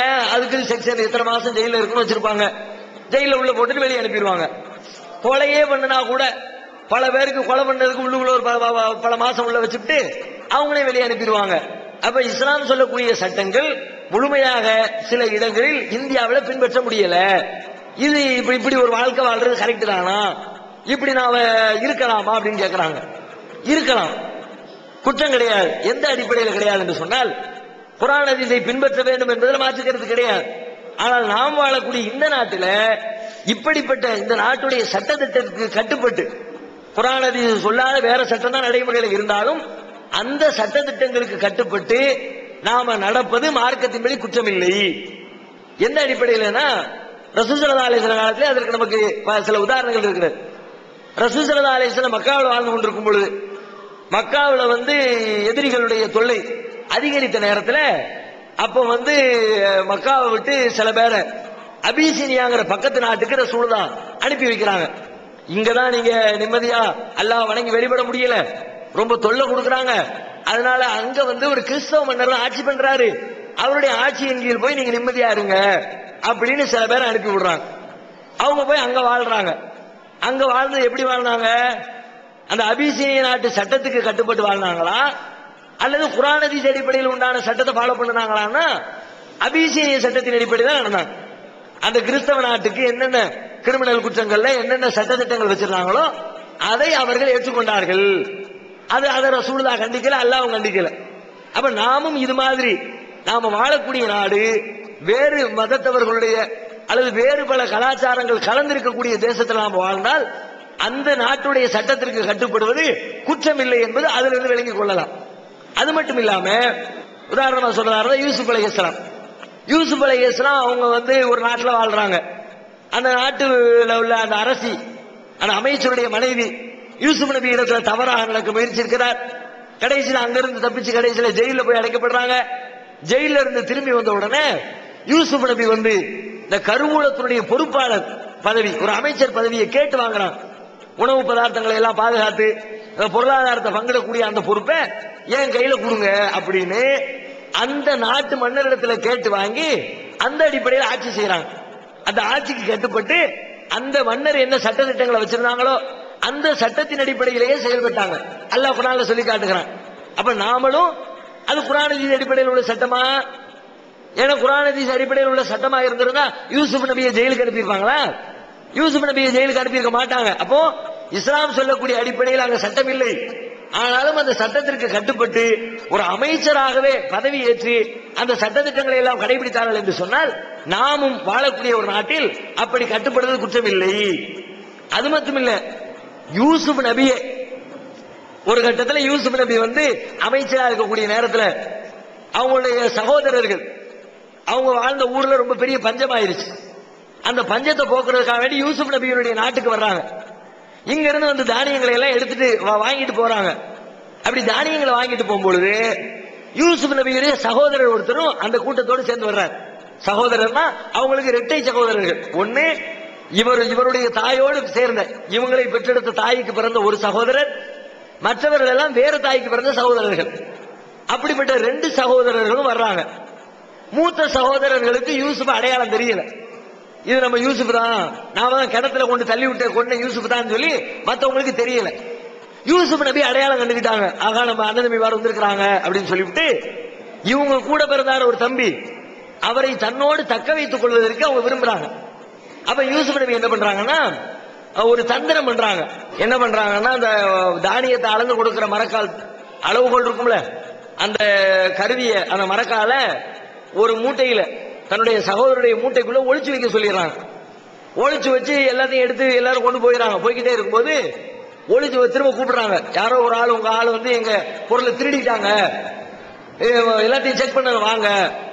இல்லங்க நாங்கெல்லாம் அப்படி செய்ய மாட்டோம் அப்படிங்கிறாங்க அவங்க. இல்ல இல்ல இங்க மரக்கால காணோம், சரி திறந்து பாருங்கன்னு செக் பண்ணா இவங்க தானே வச்சிருக்கிறாங்க. இவங்க தம்பியுடைய மூட்டையில இருந்து எடுத்தாச்சு. இவர் தான் திருடி இருக்கிறாருங்கிற மாதிரி ஒரு தந்திரத்தை பண்ணி அவரை நிப்பாட்டுறாங்க. அப்போ யூசுப் நபி கேட்கிறாங்க, இது மாதிரி உங்க ஊர்ல ஒருத்தர் திருடி விட்டா அவருக்கு நீங்க என்ன தண்டனை கொடுப்பீங்கன்னு கேட்கிறாங்க. அப்ப சகோதரர்கள் சொல்றாங்க, எங்க ஊர்ல அவரை புடிச்சு வச்சுக்குவோம், அதான் எங்க ஊர் தண்டனை. அவரை புடிச்சு விட மாட்டோம். யாராவது ஒருத்தர் திருடி விட்டா அந்த திருடனால புடிச்சு வச்சுக்குவோம், அதான் தண்டனைங்கிறாங்க. அப்ப இவர் திருடிட்டாரு, இவரை நான் புடிச்சு வச்சுக்கிறேன். எந்த அடிப்படையில் சொன்னாங்க? இது இஸ்லாமிய சட்டத்தின் அடிப்படையிலா ஒரு நாட்டு சட்டத்தின் அடிப்படையிலா? அவங்க நாட்டுல என்ன சட்டம் இருந்துச்சோ அந்த சட்டத்தை கேட்டு அந்த சட்டத்தின்படி தீர்ப்பளித்து தன்னுடைய சகோதரரை தன்னிடத்திலே பிடித்து வைத்துக் கொண்டார்கள்.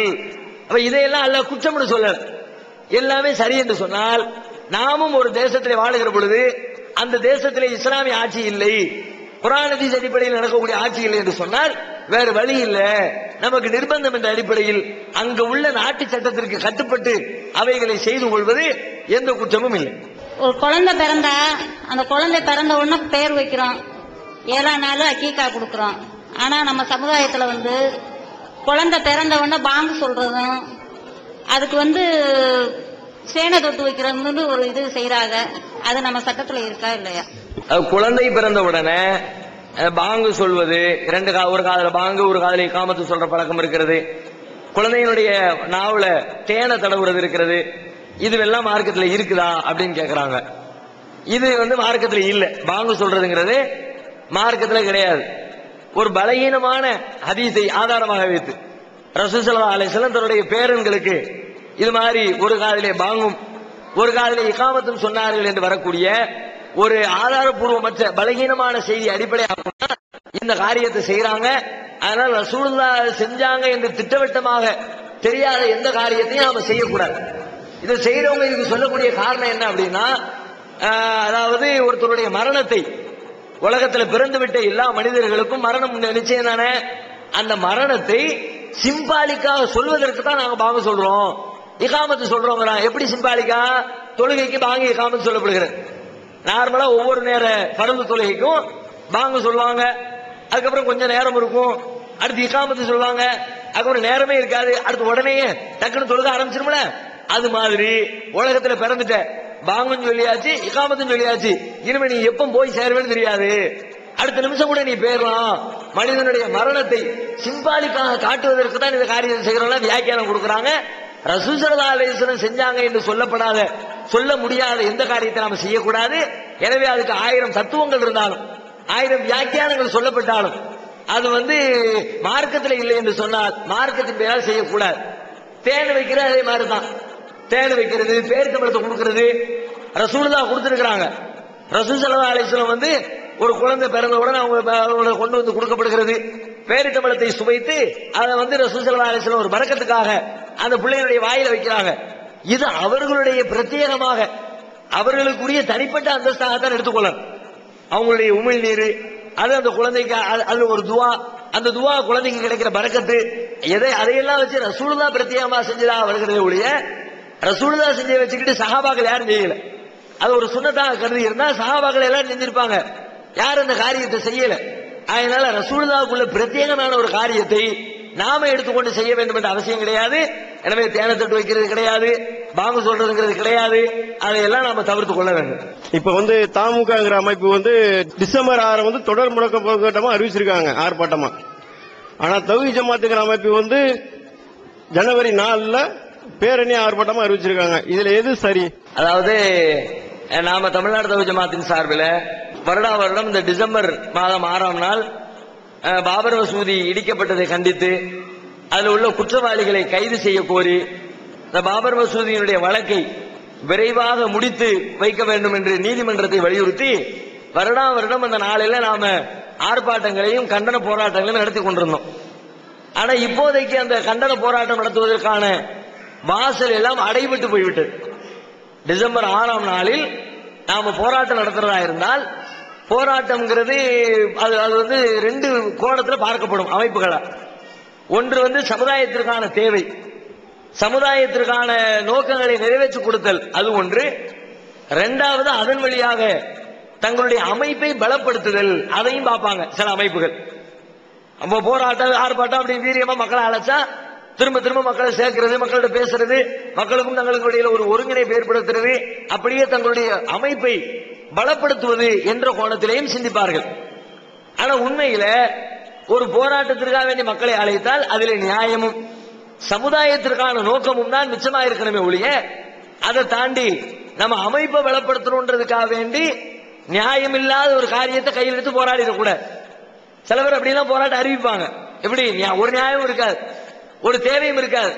மக்கள்லாம் ரொம்ப தூங்கிட்டு இருக்கிறாங்க, ஒரு போராட்டம் ஆர்ப்பாட்டம் வச்சா அப்படி ஜோஷா இருக்கும், அதுக்காண்டி ஒண்ணுமில்லாத பிரச்சனையை அப்படி ஊதி பெருசாக்கி அதுக்காண்டி ஒரு போராட்டத்தை அறிவிப்போம். தேவையே இருக்காது. சும்மா நேரில் போய் சம்பந்தப்பட்ட ஆள்கிட்ட சொன்னாலே பிரச்சனை முடிஞ்சு போயிடும்.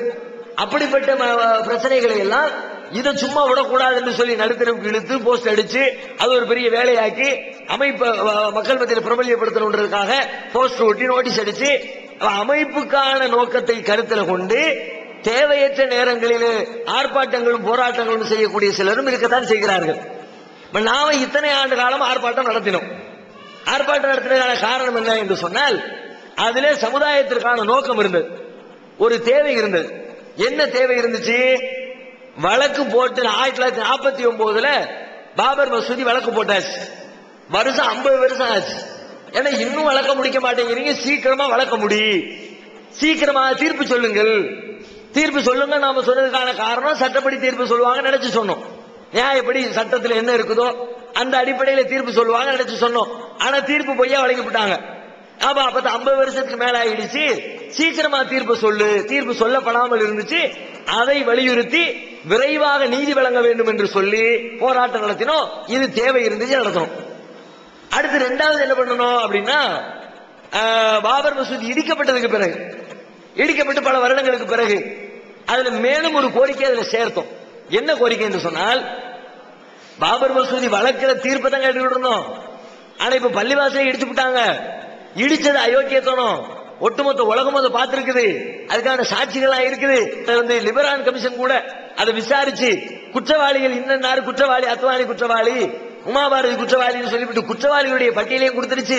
ஆகையினால அந்த இடித்த குற்றவாளிகள் மீது நடவடிக்கை எடுக்க வேண்டும் என்று சொல்லிட்டு 2 கோரிக்கைகளுக்காக அந்த இடிக்கப்பட்ட தினத்தில போராட்டத்தை நடத்தி கொண்டிருந்தோம். இப்போ அந்த 2 கோரிக்கை, அந்த 2 காரணங்கள் மிச்சம் இருக்கிறதா? அக்டோபர் 30 தீர்ப்பு வந்துருச்சுல. தீர்ப்பு வந்ததற்கு பிறகு இந்த 2 கடந்த காலத்தில் என்ன காரணத்துக்காக ஆர்ப்பாட்டம் நடத்தினமோ அந்த காரணத்தில் ஏதேனும் ஒரு காரணம் மிச்சம் இருக்கிறானா? எந்த காரணம் மிச்சம் இல்லை. முதல்ல நீதி வழங்க சொன்னோம், சீக்கிரமா தீர்ப்பு சொல்லணும், சொல்லிவிட்டான்ல. இப்போ போராட்டத்துக்கு மக்களை கூப்பிட்டு என்ன கோரிக்கை கவர்மெண்ட்டுக்கு வைக்கிறது? என்ன கோரிக்கை நீதிமன்றத்துக்கு வைக்கிறது? சீக்கிரம் தீர்ப்பு சொல்லலாம். அதான் சொல்லியாச்சுலடா, திரும்ப என்ன சொல்றேன்னு கேட்பான். அப்ப அது அவசியமற்றதா போய்விடுகிறது. ரெண்டாவது என்ன, இடித்த குற்றவாளிகள் மீது நடவடிக்கை எடுத்து சொல்லி கேட்டோம்ல. இந்த தீர்ப்புக்கு பிறகு அவங்க இடிக்கவே இல்லைன்னு ஆயிடுச்சு. தீர்ப்பு நம்ம எல்லாம் மேலோட்டமா சில பேர் நினைக்கிறாங்க 3 பேருக்கு 3 பங்கு வச்சு கொடுத்துட்டாங்கிறது மட்டும்தான் தெரியுது. ஆனா அந்த தீர்ப்புக்குள்ள சொல்லப்பட்டிருக்க செய்தி என்ன தெரியுமா? தீர்ப்புல அவங்க சொன்ன அடிப்படையில் அந்த இடத்துல ஒரு பள்ளிவாசல் இருக்கவே இல்லை, அந்த பள்ளிவாசலை யாரும் இடிக்கவே இல்லை. தீர்ப்பு சொல்லி இருக்கிறாங்க, அவங்க தீர்ப்பா தான். காலாகாலமாக அந்த இடத்திலே ராமர் கோயில் தான் இருந்துச்சு. குறிப்பாக அந்த மெஹராப், அந்த டூம் இருக்குமே, இமாம் நின்று தொலைவு பாரு, அந்த இடத்துலதான் ராமர் பிறந்தாரு. அங்கதான் பர்டிகுலரா பிறந்தார். பர்டிகுலரா இந்த இடத்துல தான் பிறந்தாருன்னு ஒரு 15 லட்சம் வருஷத்துக்கு முன்னாடி பிறந்த ஆளை பத்தி தீர்மானிக்க முடியுமா? போன வருஷம் பிறந்த குழந்தைய கூட இந்த இடத்துல தான் பிறந்துச்சுன்னு கன்ஃபார்ம் பண்றது பல பேருக்கு டவுட் ஆகுது. இந்த கட்டடத்தில் பிறந்துச்சுன்னு கூட சொல்லலாம், இந்த ஆஸ்பத்திரியில் பிறந்துச்சுன்னு கூட சொல்லலாம். பல பேர் இந்த பர்டிகுலர் இந்த இடத்துல தான் பிறந்துச்சுன்னு பல பேர் தீர்மானிக்க முடியாது. நம்ம அப்பா அம்மா எங்க பிறந்தாலும் சொல்ல முடியாது. ஆனா 15 லட்சம் வருஷத்துக்கு முன்னாடி பிறந்தவர் பர்டிகுலரா இந்த இடத்துல தான் பிறந்தாரு, இந்த இடத்துல ஒரு கோயில் இருந்துச்சு, அங்கதான் அவர் பிறந்தார் நம்பப்பட்டுச்சு. காலாகாலமாக அங்கே ராமர் கோயில் தான் இருந்துச்சு. எனவே அங்கே ஒரு பள்ளிவாசல் இருக்கவில்லை, பள்ளிவாசலை யாரும் இடிக்கவில்லை அப்படின்னு தீர்ப்பு கொடுத்துட்டாங்க. இப்ப எந்த குற்றவாளிகளை போய் கைது செய்ய சொல்றது? தீர்ப்பின் அடிப்படையில் ஒரு கோரிக்கை வைப்பதா இருந்தால் பள்ளிவாசல தான் யாரும் இடிக்கலையப்பா, இடிக்காத பள்ளிவாசலுக்கு இதுக்கு கோரிக்கைம்மா. எவனுமே இடிக்கலை, எல்லா உலகத்துக்கு தெரியும். நீங்களும் நாங்களும் கேட்டு நம்ம வருத்தப்படுவோம், ஆவேசப்படுவோம். என்னடா உலகத்துக்கு முன்னாடி கண்ணுக்கு முன்னாடி தெரியுமே, எல்லா மீடியாக்களையும் காட்டினாங்களே, பத்திரிகையாளர்லாம் பார்த்தாங்களே, செய்திகள்லாம் குறிப்பெடுத்தாங்களே, எல்லா பேப்பர்லயும் வந்துச்சே, எல்லா டிவிலையும் வந்துச்சே, எல்லா ரேடியோலையும் சொன்னாங்களே, உலகத்துக்கே தெரியும். ஆனால் தீர்ப்புல என்ன இருக்குது? உலகத்துக்கு தெரிகிறதா தீர்ப்புக்கு தேவையில்லை. தீர்ப்புல அங்க பள்ளிவாசல் இல்லைன்ற. அப்ப இடிக்கலன்னா குற்றவாளிகள் ஒருத்தரும் இல்லை. எந்த குற்றவாளியை கைது செய்ய சொல்லுவிய? அந்த காரணம் அடிபட்டு போயிடுச்சு. இப்ப இத்தனை ஆண்டு காலமாக என்ன காரணத்திற்காக நாம போராட்டம் நடத்தினோமோ அந்த காரணங்கள் தீர்ப்புக்கு பிறகு இல்லாமல் போய்விட்டது. வேற என்ன இருக்குது? வேற மிச்சமா என்ன இருக்குதுன்னா, நீதிமன்றம் முஸ்லிம்களுக்கு பச்சை துரோகம் பண்ணி இருக்குது, சட்டத்துக்கு புறம்பா நடந்திருக்குது. நீதிபதிங்கிறவர் சட்டத்தின் அடிப்படையில் தீர்ப்பளிக்கக்கூடியவரா இருக்கணும். சட்டத்தின் அடிப்படையில் தீர்ப்பளிக்காம அவருடைய மத நம்பிக்கை அடிப்படையில் தீர்ப்பளித்திருக்காரு. ராமர் அங்க பிறந்தாருன்றது எந்த ஆதாரம் இல்ல. ஒரு இடம் யாருக்கு சொந்தன்றதை தீர்மானிக்கிறதுக்கு அதுக்கான ரெக்கார்டு இருக்கான்னு பார்க்கணும், அல்லது ஆவணம் சொந்தம் அவர் பயன்படுத்திய பாத்தியதை அனுபவ பாத்தியதை இருக்கிறான்னு பார்க்கணும். இந்த அடிப்படையில் தீர்ப்பு சொல்லணும். ஆனா அவங்க அந்த ரெண்டையும் விட்டு நீதிக்கு புறம்பாக, சட்டத்துக்கு புறம்பாக நீதிபதிகள் தீர்ப்பளிச்சிருக்கிறாங்க. இது மிச்சமா இருக்கு. இந்த காரியத்தை நாம விடக்கூடாது. எந்த காரியத்தை? நீதிபதிகள் அவர்களுடைய மனோயிச்சை அடிப்படையில் தீர்ப்பளிக்கக்கூடிய காரியத்தை விட்டால் வருங்காலத்தில் இந்த தேசத்துக்கு ஒரு பெரிய கேடு. ஒவ்வொருத்தரும் அவன் இஷ்டத்துக்கு உட்காருவான். நான் நீதிபதி உட்கார்ந்துக்கிட்டு எங்க குடும்பத்துல என் சமுதாயத்துல என்ன பிரச்சனை எனக்கு சாதகமா தீர்ப்பு சொல்ல, அவன் அவனுக்கு தீர்ப்பு சொல்ல, இப்படியே அவன் தனக்கு சாதகமா தீர்ப்பு சொன்னால் நாடு நாடா இருக்காது. நாடு பிளவுபட்டு போகும், மக்கள் கொந்தளிச்சு போவாங்க, தீவிரவாதம் தலையெடுத்துரும், உரிமைகள் பறிக்கப்படும் பொழுது மக்கள் அமைதியா இருக்க மாட்டாங்க. எனவே இந்த காரியத்தை தடுக்கிறதுக்கு ஒரு காரணம் மிச்சம் இருக்குது. அதுக்காக என்ன பண்றது? அதை பெரிய அளவில் கண்டிக்கணும். அதை சும்மா நீதிபதியை கண்டிக்கிறதுங்கிறது சும்மா 10ஓட 11 கண்டிக்க கூடாது. டிசம்பர் 6 அன்னைக்கு வச்சா 10ஓட 11 ஆகும். டிசம்பர் 6ஆம் நாளை தேர்ந்தெடுத்து நீதிபதியை கண்டிக்கக்கூடிய போராட்டத்தை நடத்தினால் மக்களுக்கு வித்தியாசம் தெரியாது. வருஷம் நடத்துவாங்கல்ல டிசம்பர் 6, அதுதான் இந்த வருஷம் நடத்திக்கிறான். ஒருவேளை நீங்க தேதியை மாத்தி போட்டா கூட டிசம்பர் மாசத்தை கூட நம்ம தேர்ந்தெடுக்கல, ஜனவரி மாசத்தை தேர்ந்தெடுத்தோம். இதுக்கு ஏன் தேதியை மாத்தி போடுறீங்கன்னு வச்சுக்கோம். டிசம்பர் 16 இது மாதிரி நீதிபதிகளை கண்டித்து பெரிய ஆர்ப்பாட்டம் சொல்றீங்களா? அப்பமாவது மக்கள் நினைப்பாங்கன்னு நினைக்கிறீங்க இது வேற போராட்டம்னு. இடையா இது உங்களால தப்பா போஸ்ட் அடிச்சிருக்காங்க, டிசம்பர் 6க்கு டிசம்பர் 16 போட்டு வச்சிருக்காங்கன்றோம். அப்பவும் மக்கள் என்ன நினைப்பாங்க? டிசம்பர் 6 தான் கரெக்ட், 16 தப்பு நினைச்சுக்கிட்டு போயிருவான். இப்ப டிசம்பர் 6 நடத்தினால் அது இதுவரைக்கும் வைத்த கோரிக்கைக்காகத்தான் வைக்கிறார்கள் என்ற ஒரு பொது பிம்பம் ஏற்பட்டுவிடும். இரண்டாவது, இதுவரைக்கும் டிசம்பர் 6 எதற்காக வேண்டி தேர்ந்தெடுத்தோமோ அப்படி தேர்ந்தெடுப்பதற்கான காரணம் இன்றைக்கு மிச்சமில்லை, வேறு ஒரு காரணம் வந்து விட்டது. அப்ப அந்த காரணத்தை, புதுசா வந்த காரணத்தை பழைய நாளோடு சேர்ப்பது எப்படி நியாயம்? புதுசா ஒரு காரணம் வந்துருச்சு, அதுக்கு புதுசா ஒரு தேதியில இந்த டிசம்பர் 6 தான் இருக்குது, வேற நாளே போராட்டம் பண்றதுக்கு இல்லை என்று சொன்னால் டிசம்பர் 6 வைங்க, பிரச்சனை கிடையாது. இப்ப டிசம்பர் 6 கொண்டு புதிய காரணத்துக்காக கொண்டு சொருவனா என்ன அர்த்தம்? நம்மள வருஷா வருஷம் சமுதாயத்துக்காண்டி போராடுறோம் நம்ம தான், மத்தவெல்லாம் டிசம்பர் 6 விட்டுட்டாயா, மறக்க மாட்டீர்களான்னு கேட்டான், மறந்து விட்டார்கள் இவர்கள் அப்படின்னு பிரச்சாரம் பண்றதுக்கு அந்த 6 எடுத்திருக்கிறான். டிசம்பர் 6 எடுத்துக்க என்ன காரணம்? மறக்க முடியுமா? டிசம்பர் 6 சுதந்திர விளம்பரம் பண்ணினார்கள், இதோ டிசம்பர் 6 மறந்து விட்டார்கள். மறந்தா விட்டோம், இருக்கத்தான் மனசுல இருக்கத்தான் செய்யுது, அறிவுல இருக்கத்தான் செய்யுது, காரணம் இல்லையப்பா. சமுதாயத்தை கூப்பிடுறோம், பொம்பளைங்க வர்றாங்க, குழந்தைகளை கூப்பிட்டு வர்றாங்க, வேலைகளை விட்டுட்டு வர்றாங்க, அவங்க கூட்டிட்டு வந்து போராட்டம் நடத்த நியாயமா இருக்கணும்ல. அமைப்பை பலப்படுத்துறதுக்கு, எதிரி மேல காழ்ப்புணர்ச்சிகளை பேசுறதுக்கு, எதிரியை குறை சொல்றதுக்கு தான் வாய்ப்பா இருக்கும் அப்படின்ற காரணம் ஒரு காரணமா? அப்ப நியாயமான காரணம் இல்லாம அந்த தேதியை தேர்ந்தெடுத்து தொடர் முழக்க போராட்டம் அறிவிச்சிருக்கிறாங்க. நாம இதுதான் நியாயம், வேறு நாளில் தேர்ந்தெடுக்கணும், வேறு மாதத்தை தேர்ந்தெடுக்கணும். ஏன்னா பிரச்சனை வேற பிரச்சனை, நீதிபதி பிரச்சனை, அதை சாமானியமா கண்டிக்க கூடாது. மாவட்டமா கடந்த காலத்துல போராட்டம் நடத்துற மாதிரி இதையும் 10ஓட 11 வச்சிடக்கூடாது என்று சொல்லிதான் மாநிலம் தழுவிய அளவுல பிரம்மாண்டமாக இந்த போராட்டத்தை நாம அறிவிச்சிருக்கிறோம். அதான் அதற்கான காரணம். கூட்டு குர்பானி கொடுக்கும் போது மாற்று மத சமுதாய மக்களுக்கு கொடுக்கலாமா கொடுக்க கூடாது? அதாவது குர்பானி கொடுக்கிற நேரத்தில் அதனுடைய இறைச்சியை முஸ்லீம் அல்லாதவர்களுக்கு வழங்கலாமா அப்படின்னு சொல்லி கேட்கிறாங்க. தாராளமா வழங்கலாம். ஏன் அப்படின்னா குர்ஆன்ல அல்லாஹ் அந்த இறைச்சியை யாருக்கெல்லாம் கொடுக்கணும்னு சொல்லும் போது குலு மின்ஹா பஅத்முல் கானியா வல் முதர்ர, அந்த இறைச்சியிலிருந்து நீங்களும் சாப்பிடுங்கள், குர்பானி கொடுத்த அந்த கறியை நீங்களும் சாப்பிடுங்க. உங்களிடத்துல யாசகம் கேட்டு வந்து நிக்கிறாங்களே அவங்களுக்கும் கொடுங்க. யாசகம் கேட்காம சுயமரியாதையோடு ஏழை எளிய மக்களாக வீட்டில் இருக்கிறாங்களே அவங்களுக்கு நீங்க கொடுங்க என்று அல்லாஹ் குர்ஆன்ல சொல்றான். இப்ப ஏழை எளிய மக்கள் பொதுவான வார்த்தையில குறிப்பிடுறதுனால முஸ்லிமான ஏழையா இருந்தாலும் கொடுக்கலாம், முஸ்லிம் அல்லாத ஏழைகளாக இருந்தாலும் கொடுக்கலாம். அது ஏழைகள் என்ற அளவுகளுக்குள்ள இருக்கிறாங்களான்னு பார்த்து கொடுத்துக்க வேண்டியது. நபிமார்கள் காலத்துல கடிகாரம் இல்ல, அப்ப எப்படி பாங்க் சொன்னாங்க தொழுனாங்க, அதுக்கு விளக்கம்? அதாவது தம்பியுடைய கேள்வி என்னன்னா, ரசூலுல்லாஹ் காலத்துல எல்லாம் கடிகாரம் கிடையாது, இன்னைக்கு அப்ப எப்படி பாங்கு சொன்னாங்க? இன்னைக்கு கடிகாரத்தை பார்த்து வாங்க சொல்லிடுறோம், 12:05 ஆயிடுச்சு வாங்க சொல்லி ஓடிடுறாங்க, 6:15 ஆயிடுச்சு வாங்க சொல்லி ஓடிடுறாங்க, அன்னைக்கு எப்படி பாங்கு சொன்னாங்க அப்படின்னு சொல்லி கேட்கறாங்க. பாங்கு சொன்னது எப்படின்னா, இப்ப நாம கடிகாரத்தை பயன்படுத்துறோமே, இந்த கடிகாரம் அந்த காலத்துல ரசூலுல்லாஹ் என்ன முறையை பயன்படுத்தினாங்களோ அதை வச்சுதான் இந்த கடிகாரத்தை உருவாக்கி இருக்கிறோம். அதனுடைய பயன்பாட்டை வைத்துதான் தொழுகைக்கு கடிகாரத்தை காரணமாகல ரசூலுல்லாஹ், தொழுகைக்கு சூரியனை தான் காரணமாகறாங்க. சூரியன் உதிப்பது, சூரியன் நடுவுச்சிக்கு வருவது, சூரியன் கொஞ்சம் சாய்வது, சூரியன் முழுமையாக மறைவது, சூரியன் மறைந்து செவ்வானம் மறைவதுன்னு ஒவ்வொரு நேர தொழுகைக்கும் சூரியனை ரசூலுல்லாஹ் வகைப்படுத்தி கொடுத்துட்டாங்க. சூரியன் உதிக்கிறதுக்கு முன்னாடி சுபுகு நேரத்துக்கு சொன்னாங்க. சுபுகு நேரம் என்பது சூரியன் உதிக்கிறதுக்கு கொஞ்ச நேரத்துக்கு முன்னாடி பாத்தீங்கன்னா கீழ்வானத்துல லேசான ஒரு வெண்மை தெரியும். ஒரு 3 மணி 3:30 மணி வாக்கில் பார்த்தாலும் ஒரு வெண்மை தெரியும். அந்த வெண்மை கொஞ்ச நேரத்தில் அழிஞ்சிரும். அதுக்கு அரபியில சொல்லுவாங்க சுபுஹே காதிபும்பாங்க. சுபுஹன் காதிபும். சுபுகு காதிபுனா பொய்யான சுபுகுன்னு அர்த்தம். அது பொய்யான சுபுகு. சுபுகுனா அதிகாலை, கீழ்வானத்தை பார்த்தா வெளுத்த மாதிரி இருக்கும், ஒரு 10-15 நிமிஷத்துல அது அழிஞ்சு போயிடும்.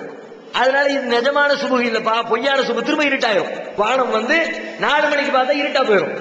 திரும்ப அதுக்கப்புறம் ஒரு வெண்மை வரும். அந்த வெண்மை அழியாது. அந்த வெண்மை எப்ப வருதோ அதிலிருந்து சூரியன் உதிக்கிற வரைக்கும் சுபுகுடைய நேரம். அதை பார்த்து தான் முடிவு பண்ணுவாங்க. அந்த வெண்மை வந்துருச்சு, கீழ்வானத்துல வெளிச்சம் வந்துருச்சு, அந்த பொய்யான வெளிச்சம் போய் உண்மையான வெளிச்சம் வந்துருச்சுன்னு ஓடி போய் பிலால் வாங்க சொல்லிடுவார். அது சுபுவுக்கு நேரம் சொன்னாங்க. அடுத்து நுகருக்கு என்ன சொன்னாங்க? சூரியன் அப்படியே வளர்ந்து வளர்ந்து வளர்ந்து வளர்ந்து வளர்ந்து நடு உச்சியை விட்டு சாஞ்சிருச்சு. நடு உச்சிக்கு அப்படி அதை விட்டு அப்படி நவுண்டுருச்சுன்னா நகன்ற உடனே லுகருடைய நேரம் வந்துருச்சு. அது வந்த உடனே போயிடுவாங்க. நடு உச்சியை சாஞ்சிருச்சு. அது பார்த்தாலே தெரியும், நிழல் வச்சு கண்டுபிடிச்சிடலாம். நிழல் விழுதுல கரெக்டா செங்குத்தா விடும். நம்ம நிக்கிற நிழல் நம்ம காலுக்கு கீழே விழுந்துச்சுன்னா நேரம் தலைக்கு மேல இருக்குன்னு அர்த்தம். காலை கொண்டு லேசா நவுண்டுருச்சுன்னா லேசா சூரியன் சாஞ்சிருச்சு, லுகர் வக்து ஆரம்பமாயிருச்சுன்னு சொல்ல ஆரம்பிச்சிருவாங்க. அடுத்து என்ன பண்ணுவாங்க, அசரு. நம்ம ஒரு பொருளுடைய நிழல் அசரை பொறுத்த வரைக்கும் அதுக்கடுத்து சூரியன்ல அடுத்த ஸ்டேஜ் மறைகிறதா இருக்குது. ரெண்டுக்கு இடைப்பட்ட ஒரு ஸ்டேஜ் இல்ல. அதனால நம்ம அசருக்கு என்ன சொல்றாங்க, அந்த சூரிய வெளிச்சத்துல ஒரு பொருளை கொண்டு வைக்கிறோம், அந்த பொருளுடைய நிழல் அதே மாதிரி ஒரு மடங்கு வந்தா அப்ப அசர் வக்து ஆரம்பிச்சிருச்சு. அதை கவனிச்சுக்கிட்டே வருவாங்க. ஒரு குத்து மதிப்பா பழக்கத்துல தெரியும். அதை வைத்துக் கொண்டு கண்டுபிடிச்சுட்டு அது ஒரு மடங்கு நிழல் வந்துருச்சுன்னு அசர் வாங்க சொல்லிடுவாங்க. அடுத்து சூரியன் மறைஞ்சிருச்சா, மறைஞ்ச உடனே மகரிப்பு வாங்க சொல்லிடுவாங்க. சூரியன் மறைஞ்சதுக்கு பிறகும் கூட மேற்கு வானத்துல வெளிச்சம் இருந்துகிட்டே இருக்கும், சிகப்பு கலர் இருக்கும். மேற்கு வானத்தை பார்த்தா நல்ல ஓபன் பிளேஸ்ல நின்று பார்த்தா தெரியும். சூரியன் மறைஞ்சதுக்கு பிறகு எல்லா பக்கமும் இருட்டா இருக்கும். ஆனா மேற்கு பகுதி மாத்திரம் அப்படியே செக்கச்சேன்னு இருக்கும். அந்த சிகப்பு கொஞ்சம் கொஞ்சமா குறைஞ்சுக்கிட்டே இருக்கும். எப்போ அந்த சிகப்பு முழுமையா குறையுதோ, மேற்கு பகுதியுடைய செவ்வானம் எங்க முழுசா மறையுதோ, அப்ப இசாவுடைய நேரம் வந்துருச்சு அப்படின்னு சொன்னாங்க. அதை பார்த்துக்கிட்டு இசா தொழுவாங்க. அப்ப அதை வச்சுதான் அதைத்தான் ரசூலுல்லாஹ் சூரியன் அளவுகோலா சொன்னாங்க. நாம இன்னைக்கு என்ன பண்ணிவிட்டோம், ஒவ்வொரு நாளும் போய் காலங்கத்துல போய் நிக்கவா, மதியானம் போய் சாஞ்சிருச்சா உள்ளுக்குள்ள வேலை பார்த்துக்கிட்டு இருப்போம். வெளியில போய் தேடி தேடி பார்க்கணும். அதனால என்ன எத்தனை மணிக்கு சாயுதுன்னு பாரு, எத்தனை மணிக்கு மறையுதுன்னு பாரு, எத்தனை மணிக்கு செவ்வாய் மறையுதுன்னு பாரு சொல்லிவிட்டு கால்குலேஷன் பண்ணி இத்தனாம் தேதி இத்தனை மணிக்கு சூரியன் உதிக்கும், இத்தனாம் தேதி இத்தனை மணிக்கு சூரியன் மறையும் லிஸ்ட போட்டு கையில வச்சுக்கணும். அந்த டைம் வந்த உடனே ஓடிடும். அந்த டயத்துல நீங்க போய் வானத்துல பாத்தீங்கன்னா இந்த அளவுகோல்லாம் இருக்கும். இதை வச்சுதான் ரசூலுல்லாஹ் காலத்துல பாங்கு சொல்லப்பட்டுச்சு, தொழுகை நடத்தப்பட்டுச்சு. சிற்கு வைப்பவர்கள் தொழுகை வைத்தால் அவர்களுக்கு பின்பு தொழுகலாமா?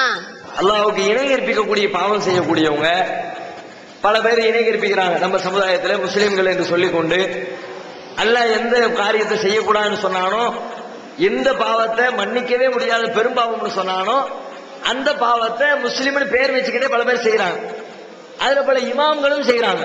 முன்னாடி இந்த தொழுகை நடத்தக்கூடிய இடத்துல இருக்கிறவங்களும் அல்லாஹ்வுடைய இடத்துல மத்தவங்களை கொண்டு போய் வைக்கிற அந்த இணை கற்பிக்கிற பாவத்தை செய்யறாங்க. இந்த பாவத்தை ஒருத்தர் செஞ்சா அவருக்கு பின்னாடி நாம நின்று தொழுகிறது சரியா தப்பான்னு கேட்கிறாங்க. அவருக்கு பின்னாடி இருந்து நாம தொழக்கூடாது, மார்க்கம் தடுக்கிறது. எந்த அடிப்படையில் தடுக்கிறது? அவர் செய்யற பாவம் அவர் பின்னாடி நின்று தொழுதா அவர் இணை கற்பிச்ச பாவம் நமக்கு வந்துடும் அப்படியா? அப்படி கிடையாது. பல பேர் அப்படித்தான் நினைக்கிறாங்க. நாம இணை கற்பிக்கிறவங்க பின்னாடி நின்று தொழக்கூடாதுன்னு சொன்னோன்னே அவர் செஞ்ச பாவம் அவருக்கு, நம்ம செஞ்ச பாவம் நமக்கு. அவர் தொலை வச்சா தொழுதுட்டு போறாரு, நம்ம பின்னாடி நின்று தொழுதா நமக்கு என்ன அப்படின்னு கேட்கிறாங்க. அவரை பின்னாடி தொழக்கூடாது என்று சொல்வதற்கு இது காரணம் இல்லை. அவர் பாவம் அவர்கிட்ட தான் இருக்கும். அவருக்கு பின்னாடி நீங்க தொழுதாலும் அவர் பாவம் அவருக்கு தான் இருக்கும், உங்க பாவம் உங்கள்கிட்ட தான் இருக்கும். அவர் பாவம் உங்க தலைக்கு வராது, உங்க பாவத்தை அவர் தலையில எல்லாம் வைக்க மாட்டான்.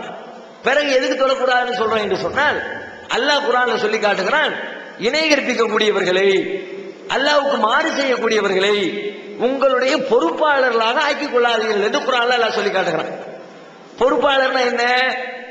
பொறுப்பு என்று சொல்வது பல்வேறு அர்த்தங்களை உள்ளடக்கியது. ஒரு ஆட்சி பொறுப்பு இருக்கிறது, ஒரு அரசாங்க பொறுப்பு இருக்கிறது, அதுவும் பொறுப்பு தான். ஒரு இமாமத்துங்கிறது அதுவும் ஒரு பொறுப்பு தான். என்ன பொறுப்பு? நம்மளை எல்லாத்தையும் வழிநடத்தி செல்லக்கூடிய பொறுப்பு. ஒரு இமாமா இருக்கிறவர் அவர் அல்லாஹ் குனியுங்கள் சொன்னா நம்ம குனியணும், அவர் நிமிருங்கள் என்று சொன்னால் நம்ம நிமிரணும்.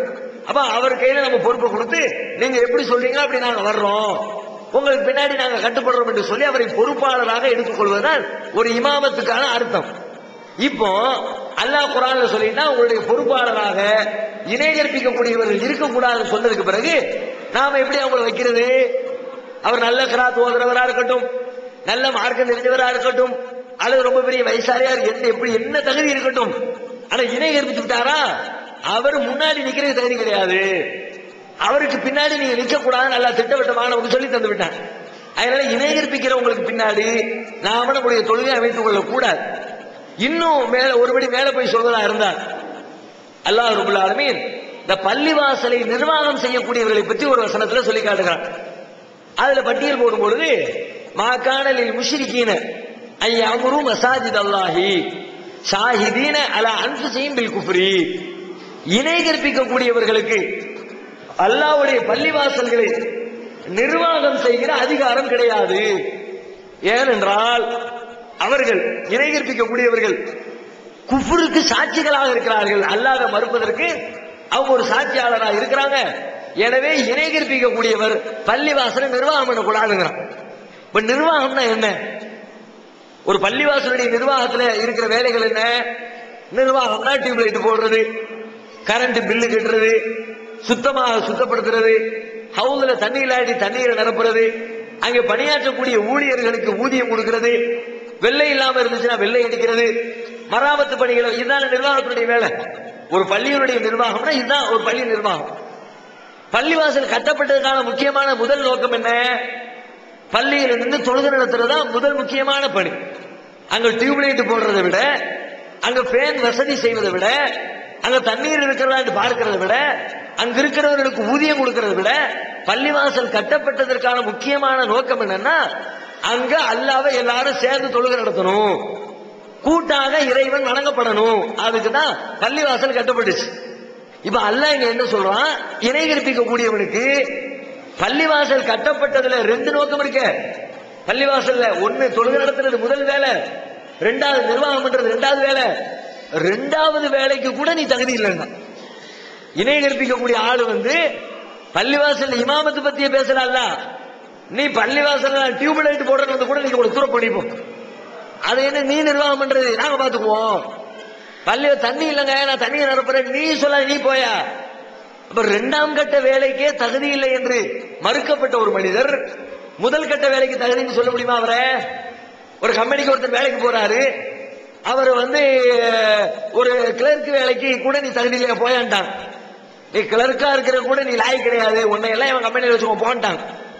அந்த ஆளைய புடிச்சுக்கிட்டு நீ கிளர்க்கா இருக்க தகுதி இல்ல, நீ தகுதி இல்லாத காரணத்தால உன்னை மேனேஜர் ஆக்கிறோம் ஆக்குவாங்களா? உன்கிட்ட படிப்பறிவு இல்லை, எழுத்தறிவு இல்ல, அதனால இந்த கம்பெனியினுடைய மேனேஜிங் டைரக்டரா நீங்க இருந்துக்கன்னு சொல்லுவாங்களா? ஏன்னா இதுக்கே தகுதி இல்லாத நீ அவ்வளவு பெரிய வேலைக்கு எப்படி தகுதியாவ? உன் வீட்டு நிர்வாகத்தையே பார்க்க முடியாது, நீ நாட்டு நிர்வாகத்தை எப்படி பாப்ப கேட்பமா இல்லையா? உன் வீட்டுக்குள்ளே சரி பண்ண முடியல, நீ என்ன உலகத்தை பூரா சரி பண்ணுவேன் கேட்போம்ல? அது மாதிரி தான் பள்ளிவாசல்ல நிர்வாகம் பண்ற இந்த வேலைக்கே நீ வரக்கூடாது என்று சொன்னால், இணை கற்பிக்கக்கூடியவருக்கு தகுதி கிடையாது என்று சொன்னால், பள்ளிவாசல்ல அதை விட மிகப்பெரிய பொறுப்பாக இருக்கிற இமாமத்து தொழுகை நடத்துவதற்கு தகுதியாவார் அவரு? கண்டிப்பாக இணை கற்பிக்கக்கூடியவருக்கு இமாமத்து பண்ற ரைட்ஸ் கிடையாது, குர்ஆன் திட்டவட்டமா சொல்லு. அதனால நாம அப்படிப்பட்டவர் தொழுகை நடத்தினால் அவர்களுக்கு பின்னாடி நாம் நிற்க கூடாது. வேற வழி இல்லைன்னு சில பேர் சொல்லுவாங்க. வழி இல்லாமலாம் போகாது. ஏன் வழி இல்ல? அவர் பின்னாடி இந்த தொலாட்டி கழுத்து பிடிச்சி நடிச்சுருவாரா? அல்லது கொண்டு போடுவாங்களா? என் பின்னாடி தொழுகலாட்டி ஒருத்தரை உசுரோடு வைக்க மாட்டேன் அப்படின்னு சொல்லியிருக்காங்களா? அப்படி எல்லாம் எந்த நிர்பந்தமும் கிடையாது.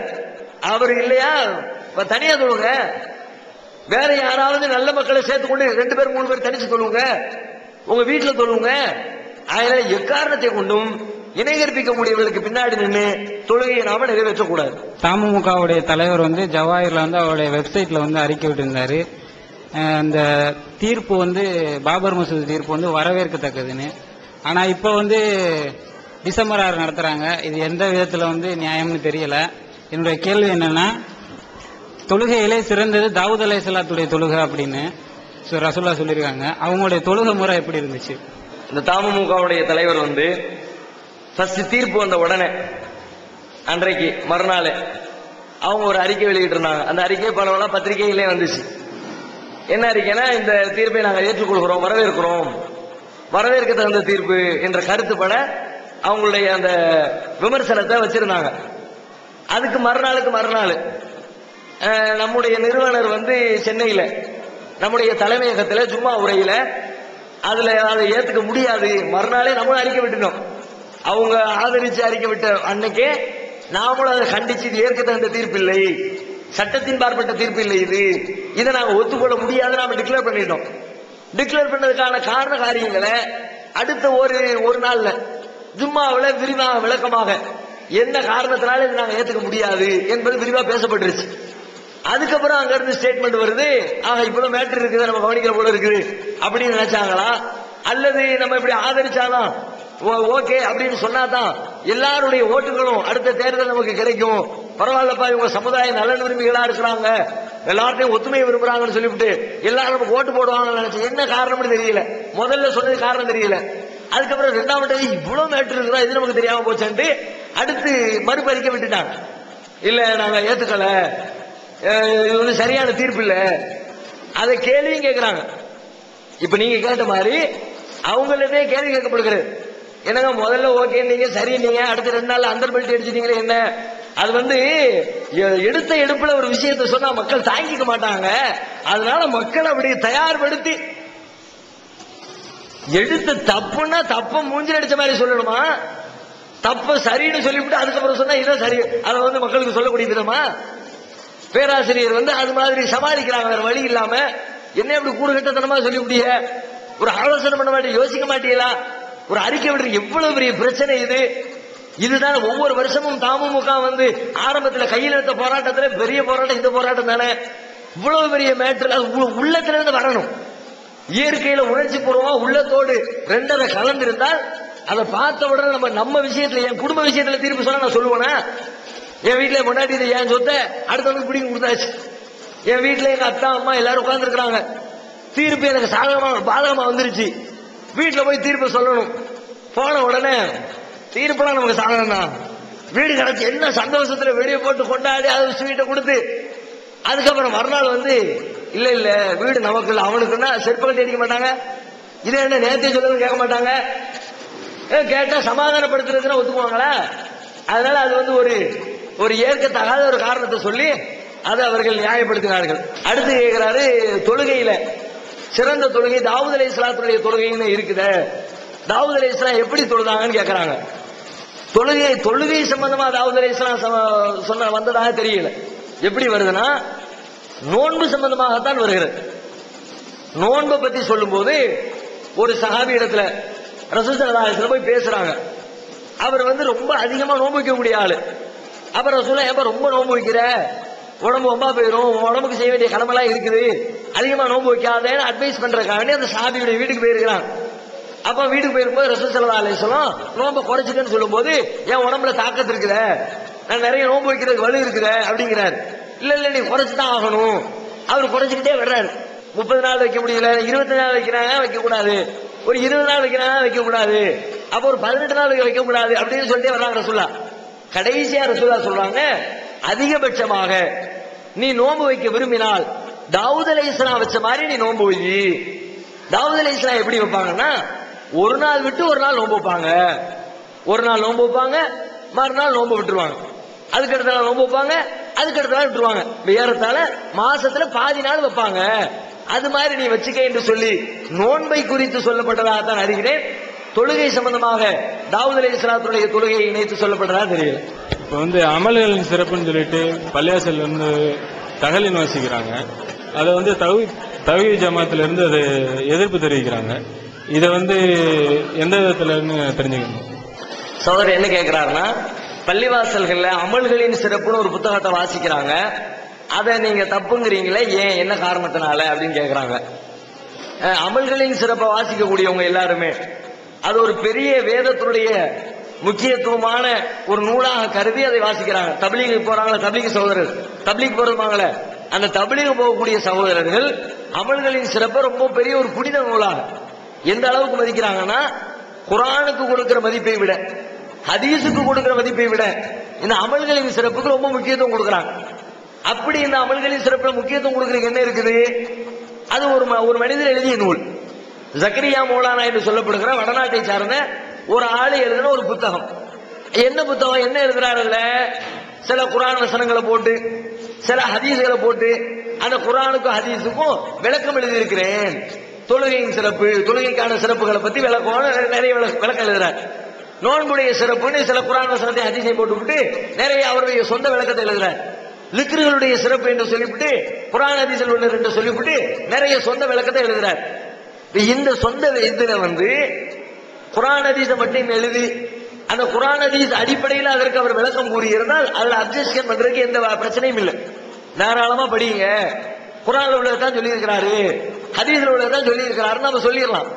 ஆனா அவர் என்ன பண்றாரு, மக்கள் இதை முஸ்லீம்கள் இதை ஏத்துக்கணும்ன்றதுக்காக வேண்டி மேல குர்ஆனை போடுறாரு, ஹதீஸை போடுறாரு. அதற்கு பிறகு விளக்கம் என்ற பெயர்ல உள்ள எழுதுறாரு. அது உள்ளுக்குள்ளதான் நச்சு கருத்துக்களை திணிக்கிறார். இஸ்லாத்திற்கு எதிரான கருத்துக்களை, இஸ்லாத்தை குழி தோண்டி போதிச்சிடலாம். அதை படிச்சு அதை ஃபாலோ பண்ணனா இஸ்லாத்துடைய சட்டத்திட்டங்கள் எல்லாத்துக்கும் சமாதி கட்டிடலாம். அப்படிப்பட்ட போதனைகளை இஸ்லாம் என்ற பெயரில் உள்ள திணிக்கிறார். யூதர்கள் செய்வாங்களே, இஸ்லாத்தை அழிப்பதற்கு இஸ்லாமிய வேடம் போட்டு வந்து முஸ்லீம்கள் போதனை பண்ற மாதிரி நிறைய நூல்கள் எழுதி வச்சிருக்கிறாங்களே, அது மாதிரி இஸ்லாத்தை அழிக்கக்கூடிய பல கருத்துக்களை இந்த ஜக்கரியா மௌலானா இஸ்லாத்துடைய பேரால எழுதி வச்சிருக்கிறாரு. அதனாலதான் நாங்க கண்டிக்கிறோம். அப்படி அதுக்காண்டி நூல்களே போட்டிருக்கிறோம். உங்களுக்கு விரிவாக என்னென்ன விஷயங்களை எல்லாம் அவர் வந்து இப்படி இஸ்லாத்துக்கு புறம்பாக எழுதியிருக்கிறார் என்பது தெரிய வேண்டும் என்று சொன்னால், தாலீம் தொகுப்பு ஒரு ஆய்வு என்ற பெயரில் 3 புத்தகங்கள் எழுதப்பட்டிருக்கிறது, 3 பாகங்களாக. அந்த புத்தகங்களை எல்லாம் வாங்கி படிச்சீங்கன்னா எப்படி குர்ஆன் ஹதீஸுக்கு எதிராக இருக்கிறது என்பதை முழுசா தெரிந்து கொள்ளலாம். இருந்தாலும் உதாரணத்துக்கு சாம்பிளுக்கு ஒன்னே ரொம்ப இலகுவாக புரிந்து கொள்கிற விதத்துல ஒரே ஒரு உதாரணத்தை மாத்திரம் நான் சொல்றேன். அந்த அமல்களின் சிறப்புல ரமலானின் சிறப்புன்னு ஒரு பார்ட் இருக்கிறது. அந்த ரமலான் சிறப்புக்கு உள்ள லைலத்துல் கத்ர் இரவின் சிறப்புன்னு அதுக்குள்ள ஒரு சப்டைட்டில் ஒன்று இருக்கிறது. அந்த பகுதிக்குள்ள அவர் வந்து லைலத்துல் கத்ர் இரவுடைய சிறப்புகளை பத்தி சொல்றதுக்காக வேண்டி ஒரு குர்ஆன் வசனத்தையும் ஒரு சில ஹதீஸையும் போட்டு அதுக்கு கீழே விளக்குறார். லைலத்துல் கத்ர் இரவு என்பது புனிதமானது, 1000 மாதங்களை விட சிறந்தது. இதுல யாருக்கும் மாற்று கருத்து இருக்க முடியாது. அந்த லைலத்துல் கத்ர் இரவு என்றைக்கு எங்க இருக்குது, எத்தனாவது நாள் லைலத்துல் கத்ர் இரவு எல்லாருக்கும் தெரியும். லைலத்துல் கத்ர் இரவு என்பது ரமலான் மாதத்திலே இருக்கு, எல்லாருக்கும் தெரியும். குர்ஆன்ல அல்லாஹ்வே சொல்லி இருக்கான், ஷஹ்ரு ரமலான் அல்லதி உன்சில ஃபீஹில் குர்ஆன். ரமலான் மாதத்துல குர்ஆனை இறக்கணும். இன்னா அன்ஸல்னாஹு ஃபீ லைலத்துல் கத்ர், அது புனிதம் நிறைந்த கத்ருடைய இரவு, லைலத்துல் கத்ர் இரவு அப்படின்னு குர்ஆன்ல அல்லாஹ் சொல்லி காட்டுறான். அப்ப ரமலான் மாசத்துலதான் லைலத்துல் கத்ர் இருக்குன்னு குர்ஆன் சொல்லுது. நம்ம எல்லாத்துக்குமே தெரியும் ரமலான் மாசத்துல தான் இருக்குது. பள்ளிவாசல் ஒவ்வொரு பள்ளிவாசலையும் ரமலான் மாசம் வந்துருச்சுன்னா லைலத்துல் கத்ர் பத்தி அஜர்த்து ஜும்மா உரை நிகழ்த்துறாங்க. நாமளும் லைலத்துல் கத்ருக்காக வேண்டி ரமலான் மாசத்துல தான் வழிபாடு செய்யறோம். லைலத்துல் கத்ர் ரமலான்ல இருக்குன்னு எல்லாத்துக்கும் தெரிஞ்ச ஒரு சாதாரண உண்மை. ஆனா அவரு சொல்றாரு, ஜக்கரியா மௌலானா தன் புத்தகத்தை எழுதி வச்சிருக்கிறாரு, சில பெரியாருடைய பேரை போட்டு இந்த பெரியார் லைலத்துல் கத்ர் இரவை ஷாபான் மாதத்தினுடைய பிந்திய 15 நாட்களில் அடைந்து கொண்டார். ஒரு பெரியார் ஷாபான் மாதத்துல லைலத்துல் கத்ரை பார்த்தாராம், இன்னொரு பெரியாரு ஷவ்வால் மாதத்துல லைலத்துல் கத்ரை பார்த்தாராம், இன்னொரு பெரியாரு ஆண்டு முழுவதும் லைலத்துல் கத்ரை பார்த்தாராம். வருஷம் முழுக்க லைலத்துல் கத்ர் இருக்குது, ஷாபான் மாதத்திலே இருக்குது லைலத்துல் கத்ர். வச்சா அல்லாஹ் சொல்றான் ரமலான்ல வச்சேன். ஜக்கரியா மௌலானா சொல்றாரு ஷாபான்ல இருக்குது பாரு. அப்போ லைலத்துல் கத்ர்ல அமல் செய்யறவன செய்ய விடாம ஆக்குறது வேலையா இது? எதுக்குப்பா நோன்பு வச்சுக்கிட்டு, எதுக்கு நோன்பு நாள்ல நைட் நேரத்துல நின்று கஷ்டப்பட்டுக்கிட்டு நோன்பு காலத்துல நோன்பு வைப்போம், அது நோன்பு முடிஞ்சது பிறகு அடுத்த மாசம் நம்ம லைலத்துல் கத்ருக்கு தொழுதுக்குவோம். அப்ப ரமலான் மாதத்து தொழுகையை கெடுக்கிறதுக்குரிய போதனை இல்லையா இது? இது குர்ஆன்ல அல்லாஹ் சொல்லி இருக்க சட்டத்துக்கு எதிரானதா இல்லையா? அப்ப அல்லாஹ்வுக்கு எதிராக நேரடியா ஒளிவு மறைவு இல்லாம சந்தேகத்திற்கு இடம் இல்லாம ஓபன் டிக்ளேர் பண்றாங்க. இப்படிப்பட்ட கருத்துக்கள் தான் நிறைய அந்த அமல்களின் சிறப்புல இருக்கிறது. அதனாலதான் நாம அது வந்து இஸ்லாத்துக்கு எதிரானது, அதை படிக்க கூடாது, அதன்படி அமல் செய்யக்கூடாது என்று நாம சொல்லிக் கொண்டிருக்கிறோம். மாநாடு பொதுக்கூட்டம் என்ற பேர்ல வந்து கணவன்மார்கள் ஃபாரின்ல இருக்க போகும்போது அவங்க மனைவிகளை வந்து திருமணம் ஆகாத இளம்பெண்களையும் அவங்க மனைவிகளையும் வந்து வேறொரு ஆண்களோட வந்து நம்ம அந்த ப்ரோக்ராமுக்கு அழைச்சிட்டு போறது குர்ஆன் ஹதீஸ் அடிப்படையில் சரியா? போராட்டங்கள் ஆர்ப்பாட்டங்களுக்கு கணவன்மார்கள் இல்லாமல் மற்ற ஆம்பளைங்க வீட்டில் இருக்கிற கணவன்மார்கள் வெளிநாட்டில் இருக்கிறாங்க, வீட்டில் இருக்கிற பெண்களை அழைச்சிட்டு போறது சரியா அப்படின்னு சொல்லி கேட்கிறாங்க. ஒரு மற்ற ஆண் ஒருத்தர் வந்து ஒரு பெண்ணை அழைத்து கொண்டு போனால் கண்டிப்பாக அது தவறு. ஒரு ஆண் ஒரு பெண்ணை அழைத்து கொண்டு போனால் கண்டிப்பாக தவறு. ஏன்னா யாரும் தனிச்சிருக்க கூடாது மார்க்கம் சொல்லிருச்சு. அந்நிய ஆண்களோடு அந்நிய பெண்கள் தனித்திருக்க கூடாது. பெண்கள் மாத்திரம் இருக்கிற வீட்டுல ஆம்பளை ஒருத்தர் போகக்கூடாது, தனியா போக கூடாது, சேர்ந்து போகலாம், ஆட்களோட சேர்ந்து போகலாம், தனியா போக கூடாது தடை இருக்குது. தனிச்சு ஒரு ஆள் அழைத்து சென்றால் அது வன்மையாக கண்டிக்கப்படுற ஒரு குற்றம். கண்டிப்பா அதை இஸ்லாம் அங்கீகரிக்கவே செய்யாது. ஏன்னா அது தனிமை தான் பல்வேறு தீமைகளுக்கு, அவங்க நல்லவங்களாக இருந்தாலும் பல தீமைகளுக்கு அதுதான் அடிப்படையாக இருக்கிறது. ஆனா தனிமை இல்லாமல் எல்லோரோடும் சேர்ந்து கொண்டு சென்றால் ஒரு 10 பொம்பளைங்க இருக்கிறாங்க, 10 ஆம்பளைங்க இருக்கிறாங்க, 5 பொம்பளைங்க இருக்கிறாங்க, 4 ஆம்பளைங்க இருக்கிறாங்க, அது மாதிரி ஆண்களும் பெண்களும் கலந்து ஒன்றுக்கு மேற்பட்டவர்கள் அதிகமான எண்ணிக்கையிலே சென்றால் அது மார்க்கத்தில் குற்றம் இல்லை. ரசூல் ஸல்லல்லாஹு அலைஹி வஸல்லம் காலத்திலேயே இது மாதிரி ஒரு பெண்ணுடைய வீட்டுக்கு தனிச்சு செல்ல வேண்டாம் என்று சொன்ன ரசூல் தான் அது மற்றவர்களோடு சேர்ந்து சென்ற நிகழ்ச்சிகளும் இருக்கிறது. சஹாபாக்களும் சென்ற நிகழ்ச்சிகளும் இருக்கிறது. ரசூல் ஸல்லல்லாஹு அலைஹி வஸல்லம் உடைய காலத்துல ஒரு பெண்மணி சம்பந்தமாக ஒரு வசனம் இறங்கியது. அந்த வசனம் இறங்கிய பெண்மணியை ரசூலுல்லாஹ் காலத்துக்கு பின்னாடி உமர் ரலியல்லாஹு அன்ஹு சில சஹாபாக்களும் இப்படி தெருவில் கடந்து போய்கிட்டு இருக்கிறாங்க. அப்ப அந்த பெண்மணியுடைய வீடு இருக்கிறது. அந்த வீட்டுல அந்த பெண்மணி மட்டும்தான் இருக்கிறாங்க. அந்த சஹாபாக்கள் எல்லாம் போய் அவங்கள சந்திச்சுட்டு வர்றாங்க. என்ன அடிப்படையில் சந்திக்கிறாங்கன்னா தனிச்சு சந்திக்கல, எல்லாரும் போய் கூட்டாக சந்திச்சுட்டு வர்றாங்க. இந்த அம்மா விஷயத்தெல்லாம் குர்ஆன் வசனம் இறங்குச்சு, அல்லாஹ் இவங்களை வச்சுதான் அந்த சட்டத்தை நமக்கு வழங்கி இருக்கிறான், அவங்கள போய் சந்திச்சுட்டு வருவோம்னு ஒரு மரியாதை நிமித்தம் சந்திச்சுட்டு வந்தாங்க. ரசூலுல்லாஹி ஸல்லல்லாஹு அலைஹி வஸல்லம் அவர்களுடைய காலத்திலேயும் இது மாதிரி கூட்டாக சேர்ந்து சந்திக்கிறது, போறது வர்றது, அது மாதிரியான நிகழ்ச்சிகள் மார்க்கத்தில் தடுக்கப்படவில்லை. இப்ப நாம நம்முடைய ஜமாத்துல அழைத்து செல்வதெல்லாம் எங்கேயுமே தனிச்சு இருக்கிறதுக்கான வாய்ப்பை ஏற்படுத்தவே கிடையாது. தனிமை இருக்கவும் இருக்காது. மக்களோடு மக்களாக வருவார்கள், எல்லாம் மொத்தமா வேலை ஏத்துவாங்க, வேலை மொத்தமா கொண்டு இறக்குவாங்க, மொத்தமா கொண்டு ஏத்துவாங்க. அதுல ஒரு ஆளை மட்டும் தனியா கூட்டிட்டு போறதுக்கான வாய்ப்போ சூழலோ எங்கும் ஏற்படுத்தி கொடுப்பது கிடையாது. அப்படி இருந்துச்சுன்னா கண்டிப்பாக அதை நாம ஏற்றுக்கொள்ள மாட்டோம். அது உண்மையாக கண்டிக்க தகுந்தது, நடவடிக்கைக்குரியது. இது மாதிரியான காரியத்துக்கு தான் சில நடவடிக்கைகள் எடுத்திருக்கிறோம். சில தனிப்பட்ட அடிப்படையில சில பேர் தனிச்சிருந்தாங்கன்றது தெரிந்த பிறகு நடவடிக்கை எடுத்திருக்கிறோம். அப்படி இருந்தால் கண்டிப்பா இது ஜமாத்து பொறுத்து கொண்டிருக்காது. ஏன்னா மார்க்கத்தில் அனுமதி இல்லாத ஒரு காரியத்தை யாரு செஞ்சாலும் நாம் அங்கீகரிக்க மாட்டோம். எனவே தனிமைதான் குற்றம். ஜமாத்தாக சேர்ந்து செல்வது, கூட்டாம சேர்ந்து செல்வதுங்கிறது மார்க்கத்தின் பார்வையில் தவறு கிடையாது. இமாமுக்கு உடல்நிலை சரியில்லை, அதனால உட்கார்ந்து தொழுகிறாங்க, அதை பின்பற்றி நாம உட்கார்ந்து தொழுகலாமா? இமாம் அமர்ந்து தொழுதால் நாமும் அமர்ந்து தொழ வேண்டுமா, நாமும் உட்கார்ந்து தொழணுமா அப்படின்னு சொல்லி கேட்கிறாங்க. இது சம்பந்தமா ரெண்டு விதமான ஹதீசுகள் இருக்கிறது. ஆரம்பத்தில் ஒரு ஹதீஸ் என்ன சொல்லுதுன்னா, ஆரம்பத்தில் ரசூல் ஸல்லல்லாஹு அலைஹி வஸல்லம் அமர்ந்து தொழுதாங்க, அவங்க ஒரு நாள் அமர்ந்து தொழுதாங்க. அது மாதிரி பின்னாடி உள்ள மக்கள் அவங்க நின்று கொண்டு தொழுதாங்க அப்படின்ற கருத்துப்பட ஒரு ஹதீஸ் வருகிறது. அதை ரசூலுல்லாஹ் அங்கீகரிச்சாங்க. இன்னொரு பிற்காலத்துல ரசூல் ஸல்லல்லாஹு அலைஹி வஸல்லம் கடைசி காலத்தில் நோய்வாய்ப்பட்ட நேரத்தில் இருந்தாங்களே, அப்ப இதே மாதிரி ரசூல் ஸல்லல்லாஹு அலைஹி வஸல்லம் அமர்ந்து தொழுதாங்க. தொழும் போது அவங்களுக்கு சந்தேகம் வருது, பின்னாடி சஹாபாக்கள் நிப்பாங்களோன்னு டவுட் வருது. அப்ப ரசூல் ஸல்லல்லாஹு அலைஹி வஸல்லம் உட்கார்ந்து போது சஹாபாக்கள் நிக்கிறத பார்த்த உடனே ரசூலுல்லாஹ் சஹாபாக்களை பார்த்து கை காட்டி அமர சொல்றாங்க. அவங்கள எல்லாத்தையும் கண்டிக்கிறாங்க, நிக்கிறவங்களை கண்டிக்கிறாங்க. மத்த மன்னர்களுக்கு முன்னாடி, மற்ற தேசங்கள்ல இருக்கிற மன்னர்களுக்கு முன்னாடி அவங்களுடைய தொண்டர்கள் எப்படி நிப்பாங்களோ அது மாதிரி நீங்க எனக்கு முன்னாடி நிக்கிறது இருக்குது. நான் முன்னாடி நிக்கிறேன், நீங்க எல்லாரும், நான் முன்னாடி உட்கார்ந்து இருக்கிறேன், நீங்க எல்லாரும் நிக்கிறீங்க, இப்ப நான் உட்கார்ந்து இருக்கேன், எனக்கு மரியாதை செய்யறதுக்கு நிக்கிற மாதிரி இருக்குது என்று சொல்லி பக்கத்து தேசத்து மன்னர்களை உதாரணம் காட்டி ரசூலுல்லாஹ் கண்டிச்சு சஹாபாக்களை உட்கார சொன்னார்கள் என்று ஒரு ஹதீஸும் இருக்கிறது. இதுல பின்னாடி நடந்தது என்று எடுத்துக்கொண்டால் ரசூல் ஸல்லல்லாஹு அலைஹி வஸல்லம் உட்கார சொன்னதுதான் பின்னாடி நடந்ததா இருக்கிறது. எனவே இமாம் அமர்ந்து தொழும் பொழுது பின்னாடி இருக்கிறவரும் அமர்ந்து தொழுவதுதான் சரியான வழி. அல்லாஹு